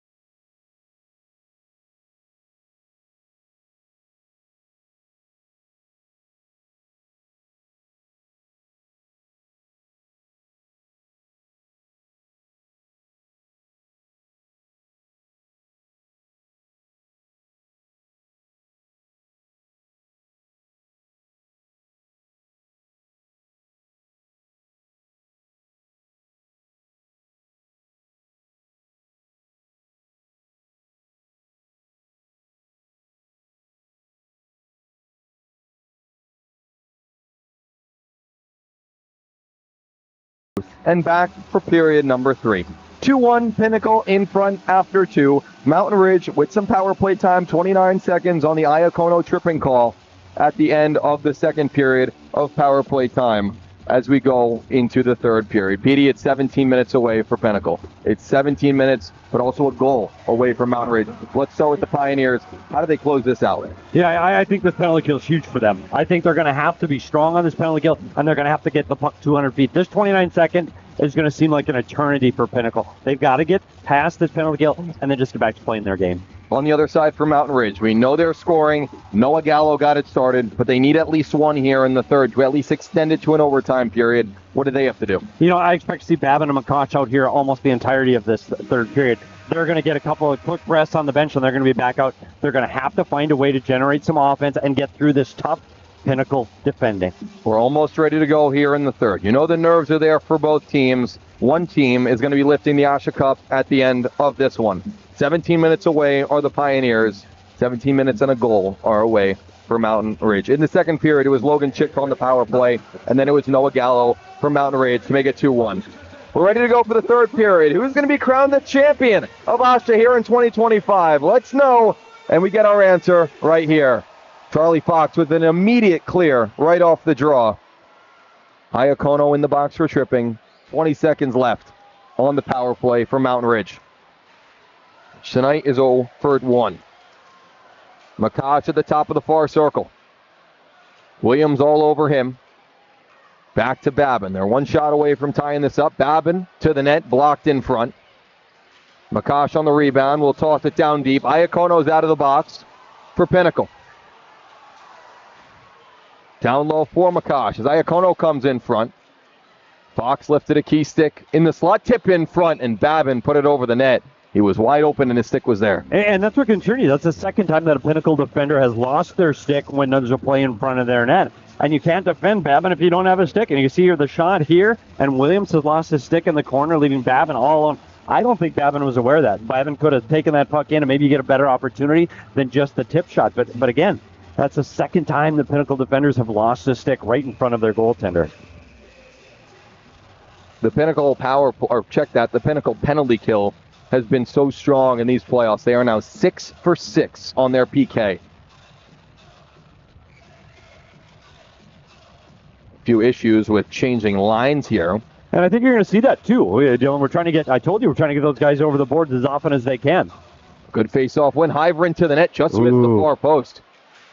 Michael didn't see it, nor did many other people. Here's Teufel. And they'll go all the way down. See a little bit of line changing here for Pinnacle. Now you have Illing, Kamen, and Teufel. So trying to get that offense there with Teufel, but with the two stars on the other sides. Yeah, and we talked about Teufel's ability to generate offense, even though he's been coming up just today from Division II. But his ability to score Division I has been there throughout this season. Teufel played in both games in the regular season against Mountain Ridge. Didn't score, but in those 6 other games he played at D1, 5 goals. Alex Illing, taken off the puck by Rahela. Illing had the first goal in this one. Wearing 97, just like his brother Josh did, who won a couple championships with Pinnacle himself. Bailey in front. It's on the line and cleared out of harm's way. It was right on the line, and Michelson's skate might have kept it out. Bailey down the line. Bailey coming out. It's another bad angle shot, and you see what happened to Michelson. Michelson thought that was going to be icing. He had his arm up. He wasn't prepared for the shot. He think it was icing, and then the puck gets tangled up in his feet. A bad bounce, and that thing ends up in the net. Now Mountain Ridge goes back to the big boys. Babin, McCosh, Brown, Horman still on that back end as they look for some offense along with Sam Gallo. Do that face-off one more time. This is the longest we've seen Mountain Ridge trail here in the playoffs. Since the 10-second mark left in the first period. Brown back behind. Finds the blue line in Gallo. Off the wall. Good bounce for Babin. Babin lost the puck. Went right to Gallo, who launched it toward the net. Blocked down by George Hammond, and out comes Mountain Ridge. They have to touch up. That's one of the things you want to see from Hammond, his ability to defend in the defensive zone. See what we can do offensively. His shot blocked down by Gallo as he went down in front. And speaking of that, nice block by Gallo the other way. McCosh with speed. McCosh and Bell. McCosh to the net. Couldn't get a shot away. Bell got a piece of it, and then McCosh lost an edge. Gallo tried to keep it in. Hammond coming back on the second effort. Exits the zone for the Pioneers. Now Vinny Highs. Highs in front for Hammond, and it's in! George Hammond, 3-1 Pinnacle.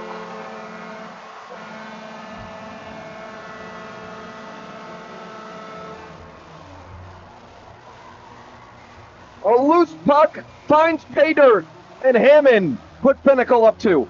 That's a big goal for Hammond. After what happened at the other end with McCosh with a great stick play driving the net, Hammond gets the puck down to the other end. And I tell you what, it's Pinnacle getting to the net hard. This just coasts off Hammond's stick and just slides between Stiller's legs. And Pinnacle's up 3-1. Highs and O'Mahony on the assists. George Hammond, something turns on for him against Mountain Ridge. 2 goals in 3 games against this top-seeded favorite Mountain Ridge team. That's now on the ropes, down 2 with 14.5 minutes left to go in their season. Hyveren from the blue. Tip shot. Went wide. Still loose at the side of the net. Pinnacle looking to clear it out. Kamen with speed. He's got to step on Hyveren if he wants it. Drops it for Chitka. Back for Kamen, and Stiller is going to slow this one down. And what's the mindset change here for Mountain Ridge? If I'm Mountain Ridge, I'm throwing pucks to the net. That's another one that Michelson fumbled a little bit as it comes through the blue paint. You've got to get more pucks on net. And you saw as McCosh drove the net just prior to the goal, he made a heck of a play getting under the defenseman's stick and attacked the net. Unfortunately, he just ran out of room, and he couldn't get a really good shot off. They're going to have to find a way to get more pucks on Michelson over the next 14 minutes. They need 2 now. Pinnacle now back in front by 2. Mountain Ridge responded 35 seconds later with a goal to make it 2-1 by Noah Gallo. Pinnacle looking to close, looking to finish this one off in a game that has really been played under their terms, as it'll go all the way down.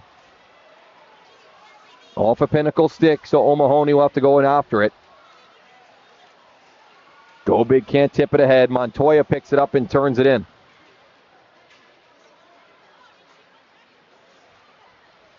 Caudle for the Pioneers, off the wall, did not get the red, so that's an icing with 13:45 to go. You thought you see a lot of Babin and McCosh down 1, and now we're down 2, different.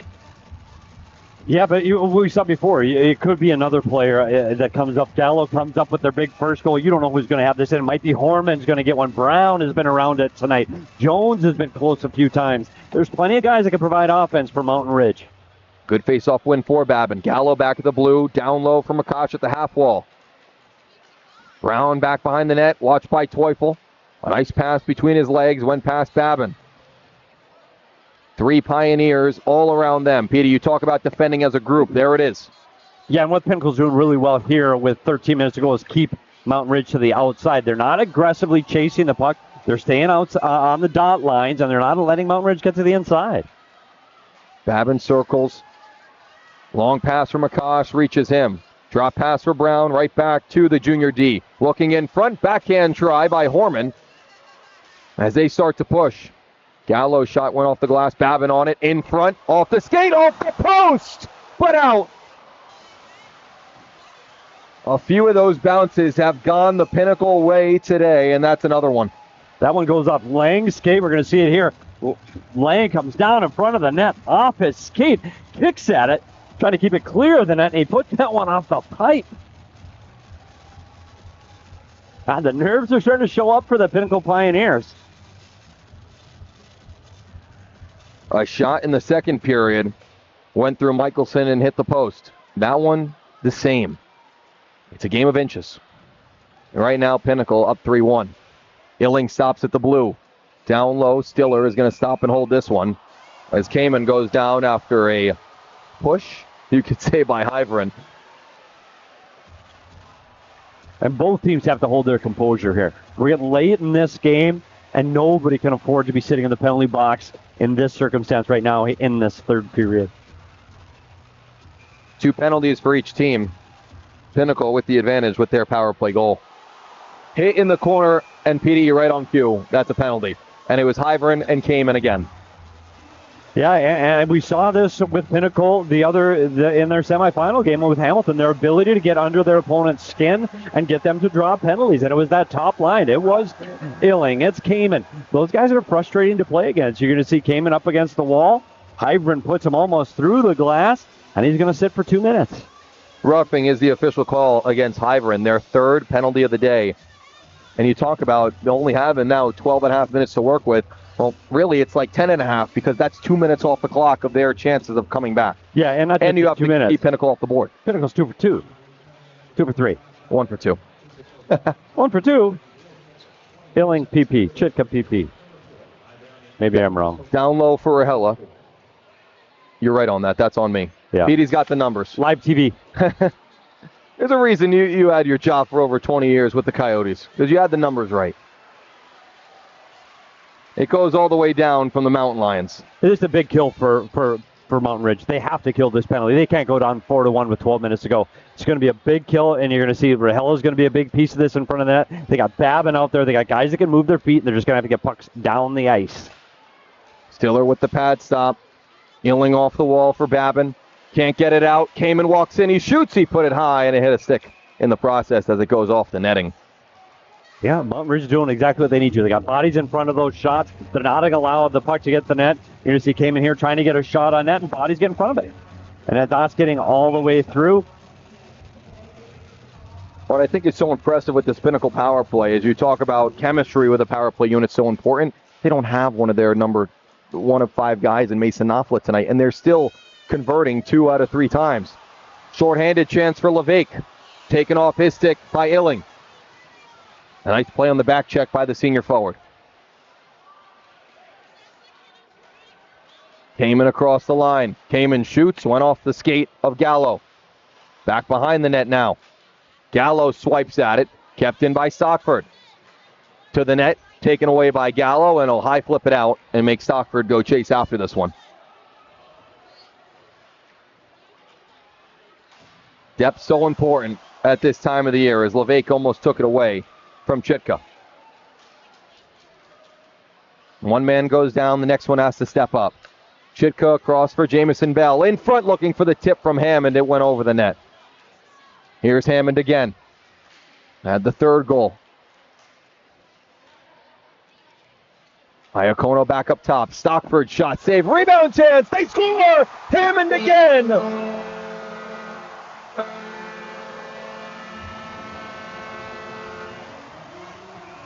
George Hammond, 2 goals here in the third, and he puts Pinnacle up 3. And just like that, power play now, 3 for 3. That's tough. That's tough. 10 seconds left. They almost killed that one off. 5 seconds on the clock. Shot goes back to Stockford. And again, we just talk about getting pucks to the net.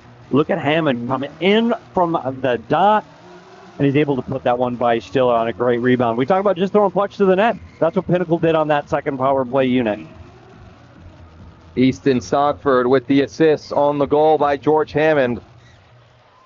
Something about him against Mountain Ridge, Petey. Sometimes you play your best against certain teams, and George Hammond does that against Mountain Ridge. Yeah, and this is a big hill to climb right now for Mountain Ridge.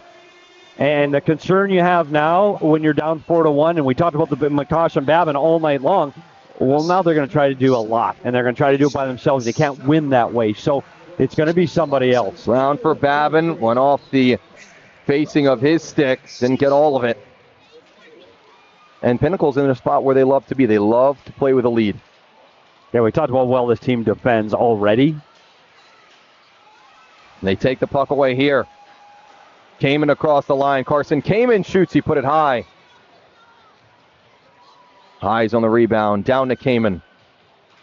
Chitka off the bench. Thought about pulling that one up. In front for Kamen. Saved by Stiller. Where is it? Knocked down was Horman. Stick one flying as well as Illing controls it and puts it back for O'Mahony. Babin all over him. Loose puck. Haggerty is going to chase after this one with glance. How impressive has this Pinnacle defense been overall? 60 that you can run over and over again. I think that's the main reason for it. No one gets tired. Yeah, they've done a great job. And it's funny, usually you see in high school hockey that you've got that top pair that you want to make sure is out there all the time. Pinnacle is fortunate enough they're able to put any of those 60 out at any time against anyone. A group that has 4 of 6 of those D seniors. The other 2 juniors. A lot of experience. Grantham will backhand it deep. Haggerty for Noah Gallo, who has the only marker for Mountain Ridge today. And Michelson holds it. You talk about Mountain Ridge trying to get pucks to the net. We're going to continue on that. 4-1 Pinnacle in front. We'll be right back. Explore the Southwest style that makes the Grand Canyon State so unique on Arizona Living. Host Danielle Lerner takes to the road to showcase the people, places, and culture at the heart of our state, while offering up some exciting ideas for your next getaway. Whether you're new to the area or a longtime resident just looking for a bit of inspiration, discover all that Arizona has to offer on Arizona Living. Sunday and Tuesday only on YourView or streaming at watch.yourview.com. This month on Su Vida, we kick off the new year with a new hobby. We get creative at Phoenix Forge, a community makerspace in downtown Phoenix where we can let our creativity run wild. You're going to love it. Then we take a trip down memory lane because in 2024, we visited some amazing places, ate delicious food, and met some awesome people doing fantastic things in our community. So you don't want to miss out on all the fun because we have all that and more on the next Su Vida. It's time to get inspired by the wonders of STEM. The Arizona SciTech Festival is back for its 14th year with exciting events now through April. Celebrate science, technology, and innovation with signature events throughout the community and Arizona SciTech adventures at schools across the state. Enjoy a variety of interactive hands-on STEM activities and demonstrations for all ages. For a full list of STEM events, visit azscitech.com.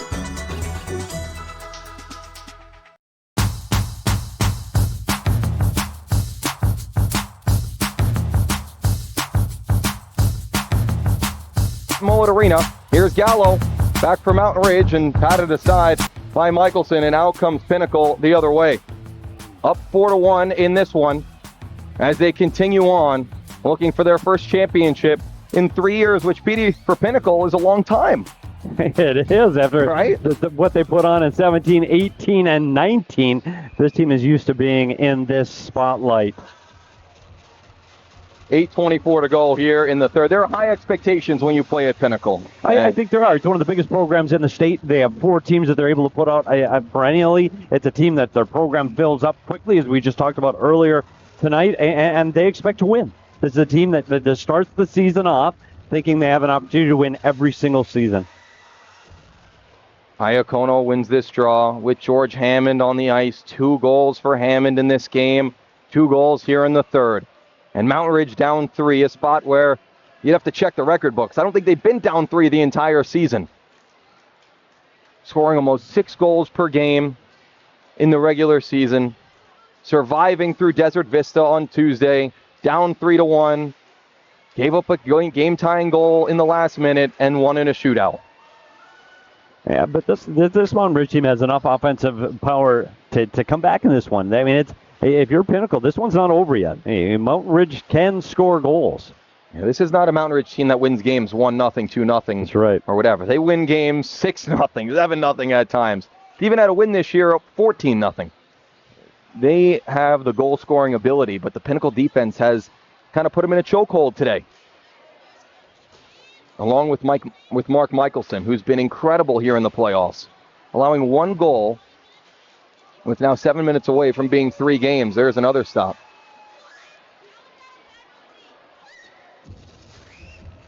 We're going to see a penalty here, I think, Dylan. Penalty against Pinnacle, against Chitka. It was behind the play, as they're going to announce it here. Chitka in the box for roughing. So it was behind the play. It must have been a hit near the benches or whatever it may be. But Chitka in the box, as you see him with assistant coach Brian Derryberry. He's got a couple rings in his house, like we talked about. This is a must now. Power play for Mountain Ridge. This is a must score. It's a must score for Mountain Ridge. And again, they got 5 guys out there can do it. We saw Rahela just throwing pucks at the net. Brown can get to the blue paint. Babin and McCosh have the ability to score from anywhere on the ice. Now they're moving the straw.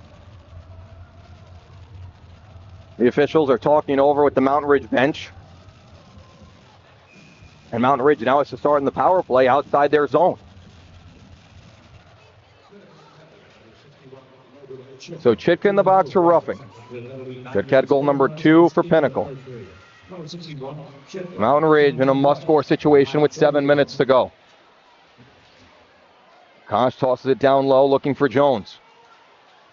Ben Jones in front, immediately out of the zone by Derryberry. Really good stick by Derryberry in front of the net. Pinnacle looking for championship number 7. They have to get through 7 more minutes here in the championship game. Brown for Babin. Camden Babin, the sophomore, to the slot. Waits, shoots, saved by Michelson. Rebound went behind the net. Jones back out for McCosh. His shot blocked down by Derryberry. Illing got just enough to get it out. Kamen will help it all the way down past McCosh. It takes a true team. And this Pinnacle team starts up in August. They all go up to Flagstaff, D1 to JV, all of them. And they do team bonding. As Brown's shot was blocked down. Another try by Jones off the glove of Michelson and cleared out. I've been on those trips, Dylan. I've had my skate time. Seemed like an eternity in those couple of days up there at Flagstaff. Up at J. Lively Ice Arena. Fantastic time.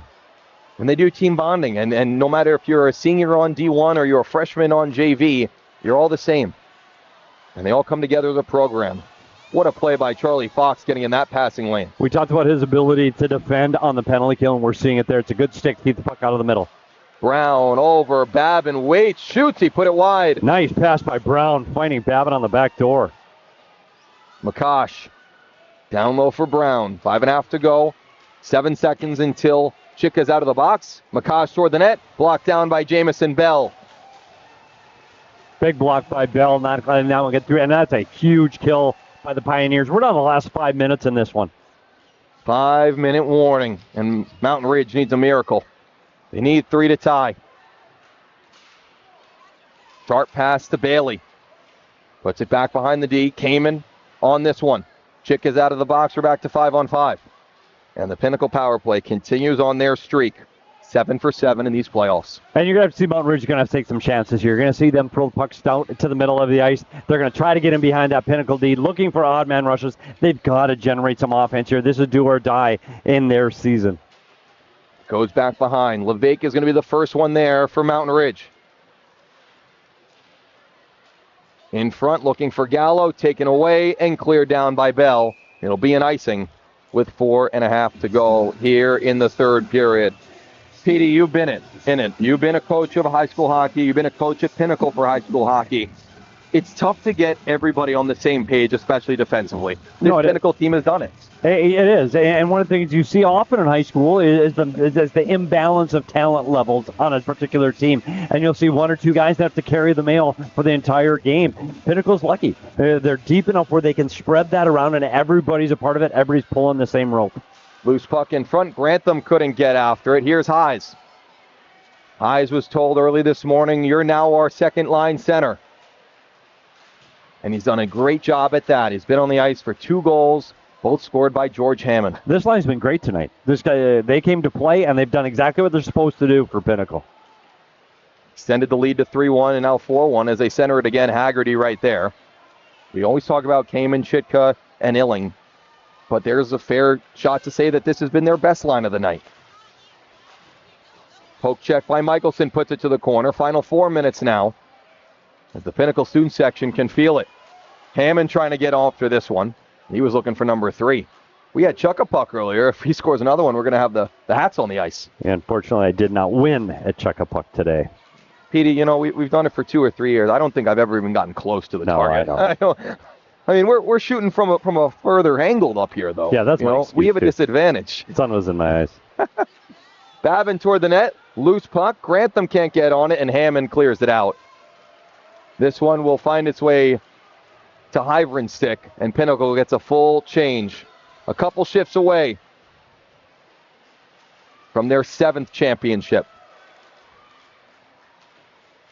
A chance to be on top, and Michelson makes the stop, and Mark Michelson might even be that MVP of this run, which nobody could have guessed. I talk about one goal in almost 3 complete games now is unheard of. I've been following high school hockey for a very long time here in this state, and I've never seen a performance like this over a state tournament.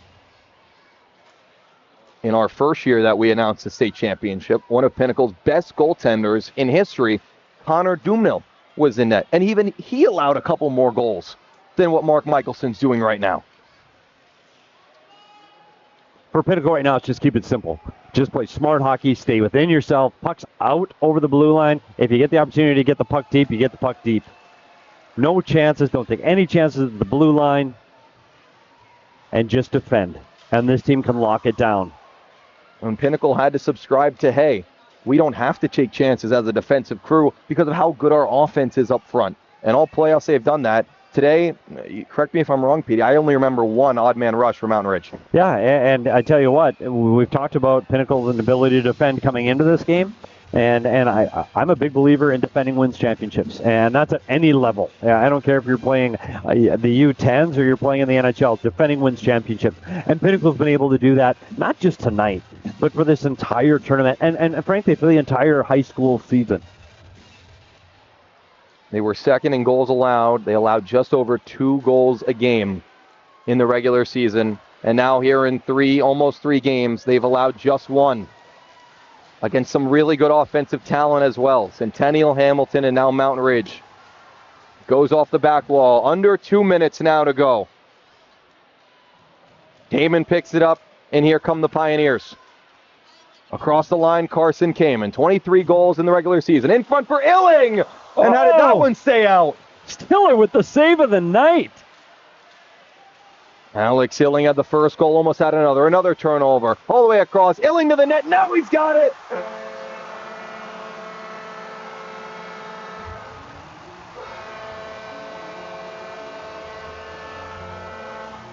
And they can feel it on the bench. The Pioneers up 5-1 with 93 seconds to go. Illing was robbed by Stiller just moments before this goal where he brings it across and he's able to tuck it underneath the pads of Stiller. This one's 5-1, minute and a half to go. Pinnacle starting to feel it, but I will say this about AHSHA, Dylan. Over the last 4 seasons, they've had 4 different state champions. And that shows the parity in this high school league. It shows that there's so many kids, so many teams that are looking to be in this special moment. And I tell you what, it's been a joy and a pleasure to do it with you, Dylan. It's been a pleasure, Petey. 4 years. I don't know, maybe it was us coming in. We have new champions every year, but we've had great games. Pinnacle can feel it. 1:20 to go here in the third, up 5-1. And pretty apropos as we get a whistle here that it's Illing from Kamen and Chitka, the top line the entire year. Now Horman takes a penalty, and Pinnacle is going to most likely finish this game up on the power play. Yeah, and I tell you what, with Horman going to the box, there's another kid played a really, really good hockey game today. He's been able to play. He started off up front, and then he finished the last 2 periods playing on the back end. The kid did it all in this tournament. Hey, I mean, he's a fun kid to watch, and he's been responsible defensively, but he's also been able to add a little bit offensively for this Mountain Ridge team. Really nice player. That Horman's had a great tournament. Haggerty will take the draw against Fox. Pinnacle going with their usual line. They go 3 forwards, 2D here on the power play, not taking any chances. 1:05 to go. These Pioneers have been through it. A semifinal loss to Desert Vista 2 years ago. A semifinal loss to Centennial last year. And now they're a minute to go to being the champions of 2025. They said they wanted to do it for the seniors. They said they wanted to do it for head coach Chris Illing, and they've done just that. And speaking of seniors, Nopolis unable to be on the ice tonight with his teammates. You really feel for a kid that helped get this team to where they are tonight. And I think we're going to see more guys going to the box. It's just delaying the inevitable as Ian Schmall along with Hybrin are going to go to the box for 2 minutes each for roughing. 33 seconds on the clock. I want to give one more shout out when we get a chance to Kenny McGinley. Yep. The president of AHSHA and it's Arizona State High School Hockey Association. Without Kenny McGinley, this game isn't here at the moment, period. End of story. It's not on TV. It's not on YouTube. He's been able to do so many great things here to promote this great game in Arizona. I can't tell you what a tireless, thankless job Kenny McGinley has done for Arizona State high school hockey. A lot of long hours, and Petey, without him, we wouldn't be here. The game would be back probably at the ice den and, in front of 900 people. This is how the game has grown, and so many people are now here celebrating our great game in the state of Arizona. 15 seconds now. Mark Michelson, 1 goal allowed in 3 playoff games after starting just 4 Division I games the entire year. The Pinnacle Pioneers are champions of 2025.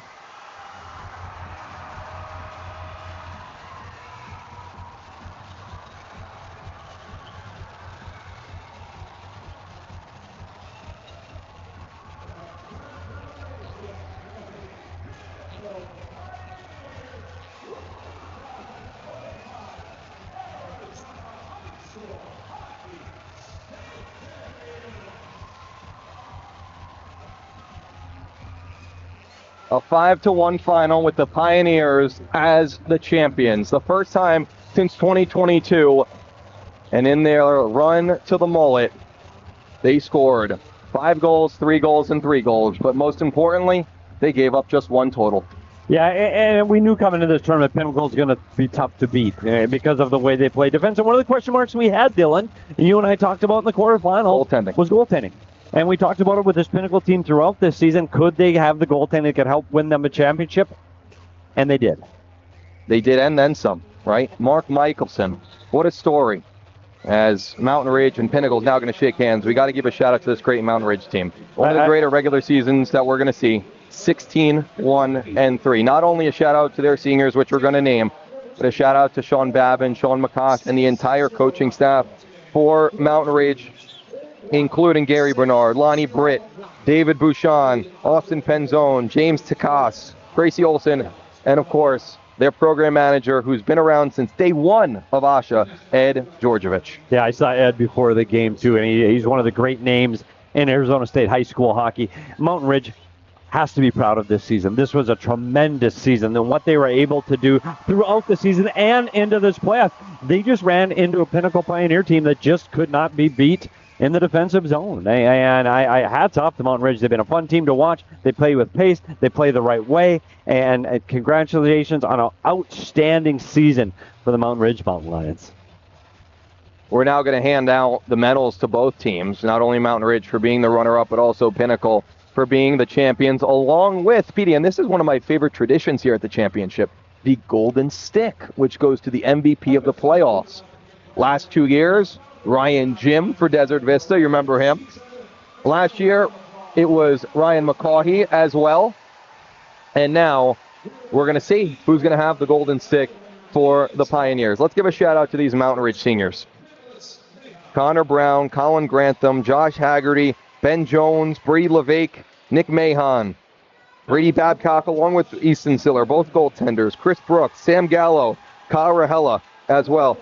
Let me give a quick story about Chris Brooks, Petey. Back in our old days of the little tripod camera that we had before we had the great Ben Smith here producing, Chris Brooks actually held a camera for me one game, and him and I have had that connection ever since. He is a great guy and a great person, and we salute all these Mountain Ridge players for a great year.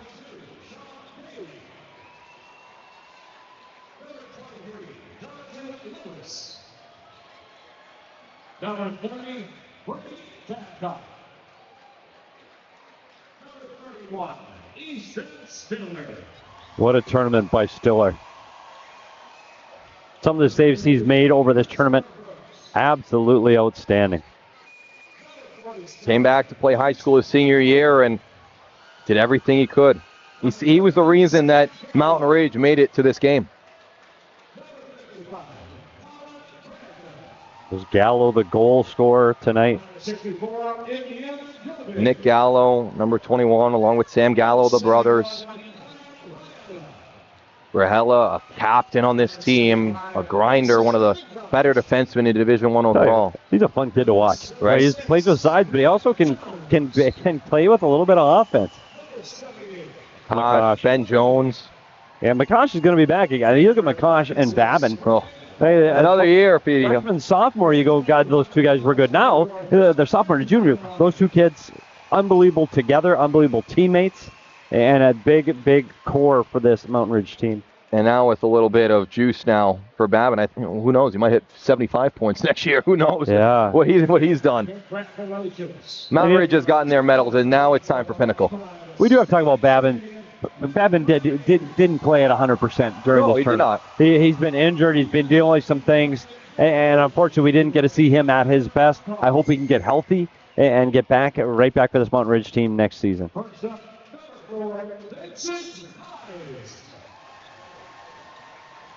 Vinny Hayes, who got the news this morning, he was going to get a bigger role, and he excelled. He was on their best line tonight. Yeah, they were great. They kept the puck in the offensive zone almost the entirety of all of their shifts. He was great.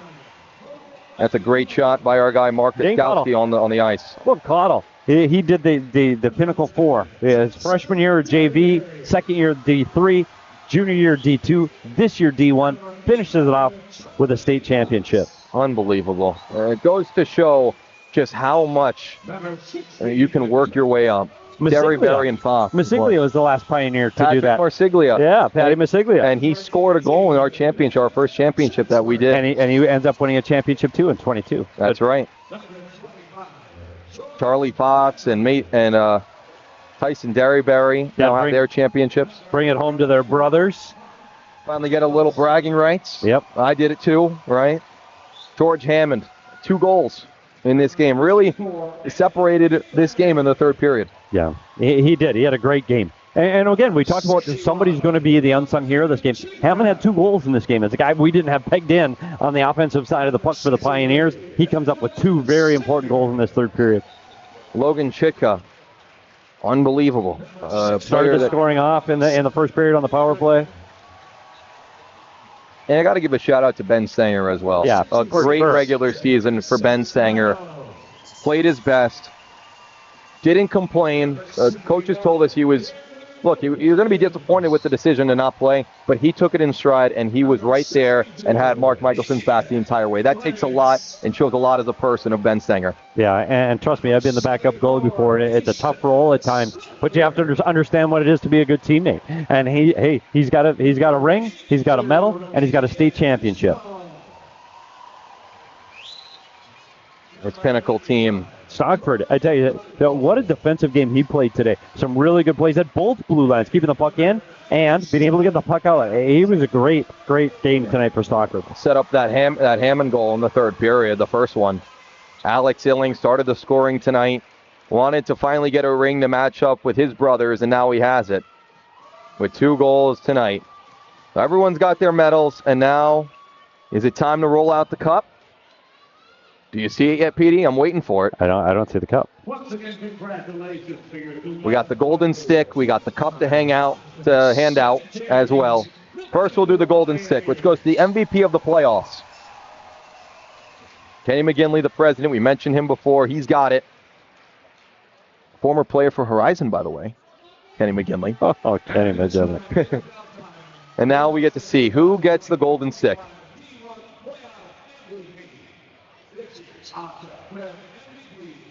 This was a pure hockey.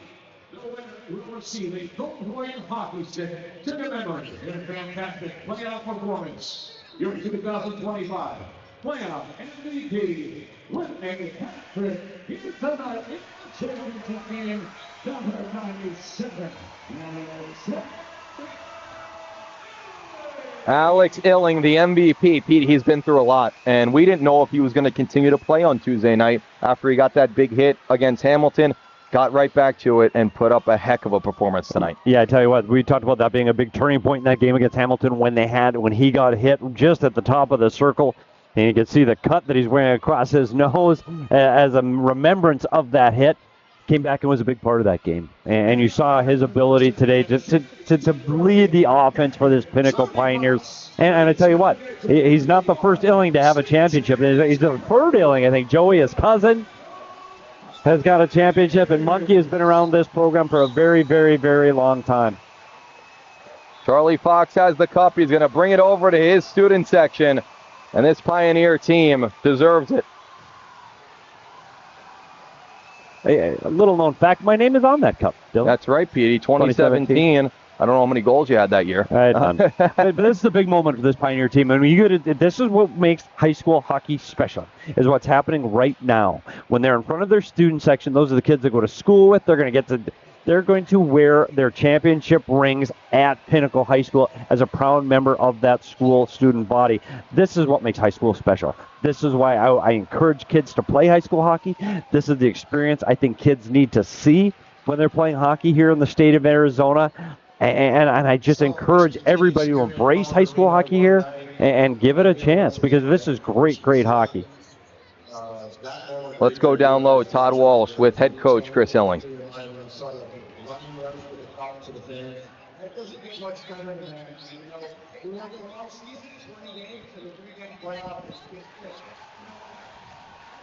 Being a coach, because you ask these kids to run through a wall and they go ahead and do it for you.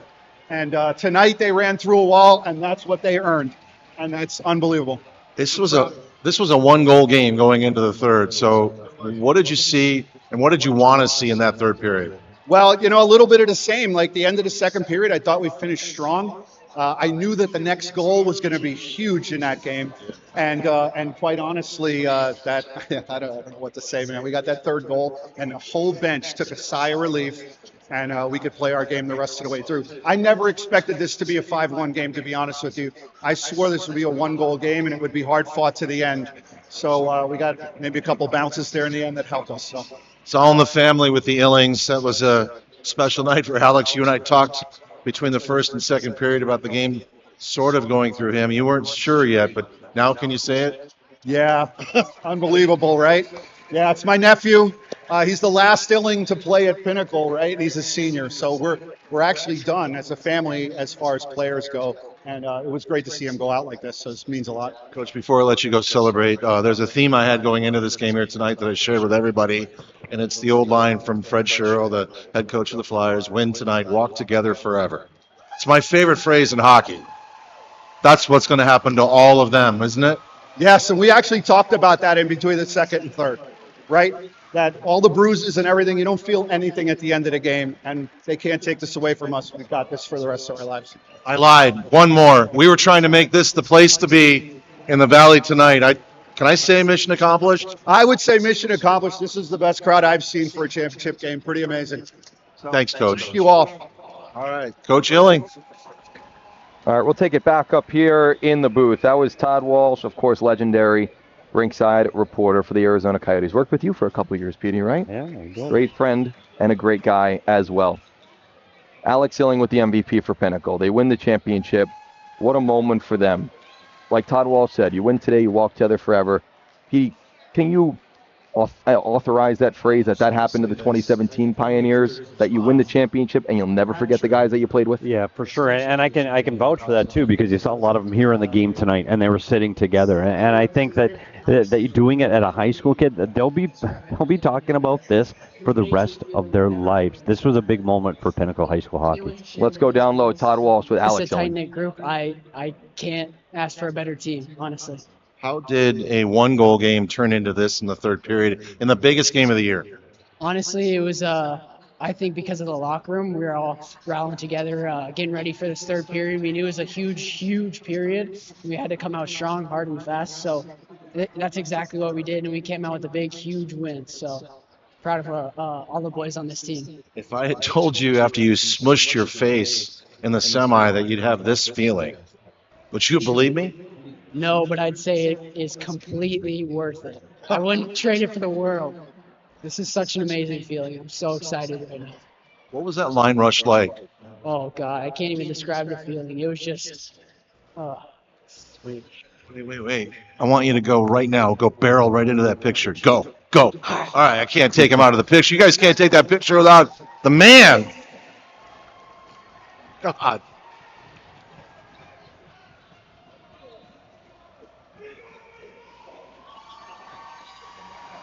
Everybody in the photo for the Pioneers. What a great shot that is right there on the ice. Petey, these kids will never forget it, and they never will forget this day, February 1st, 2025, where they did the job. They took down the #1 seed, the favorite coming in, the Mountain Ridge Mountain Lions, and they did so 5-1 today.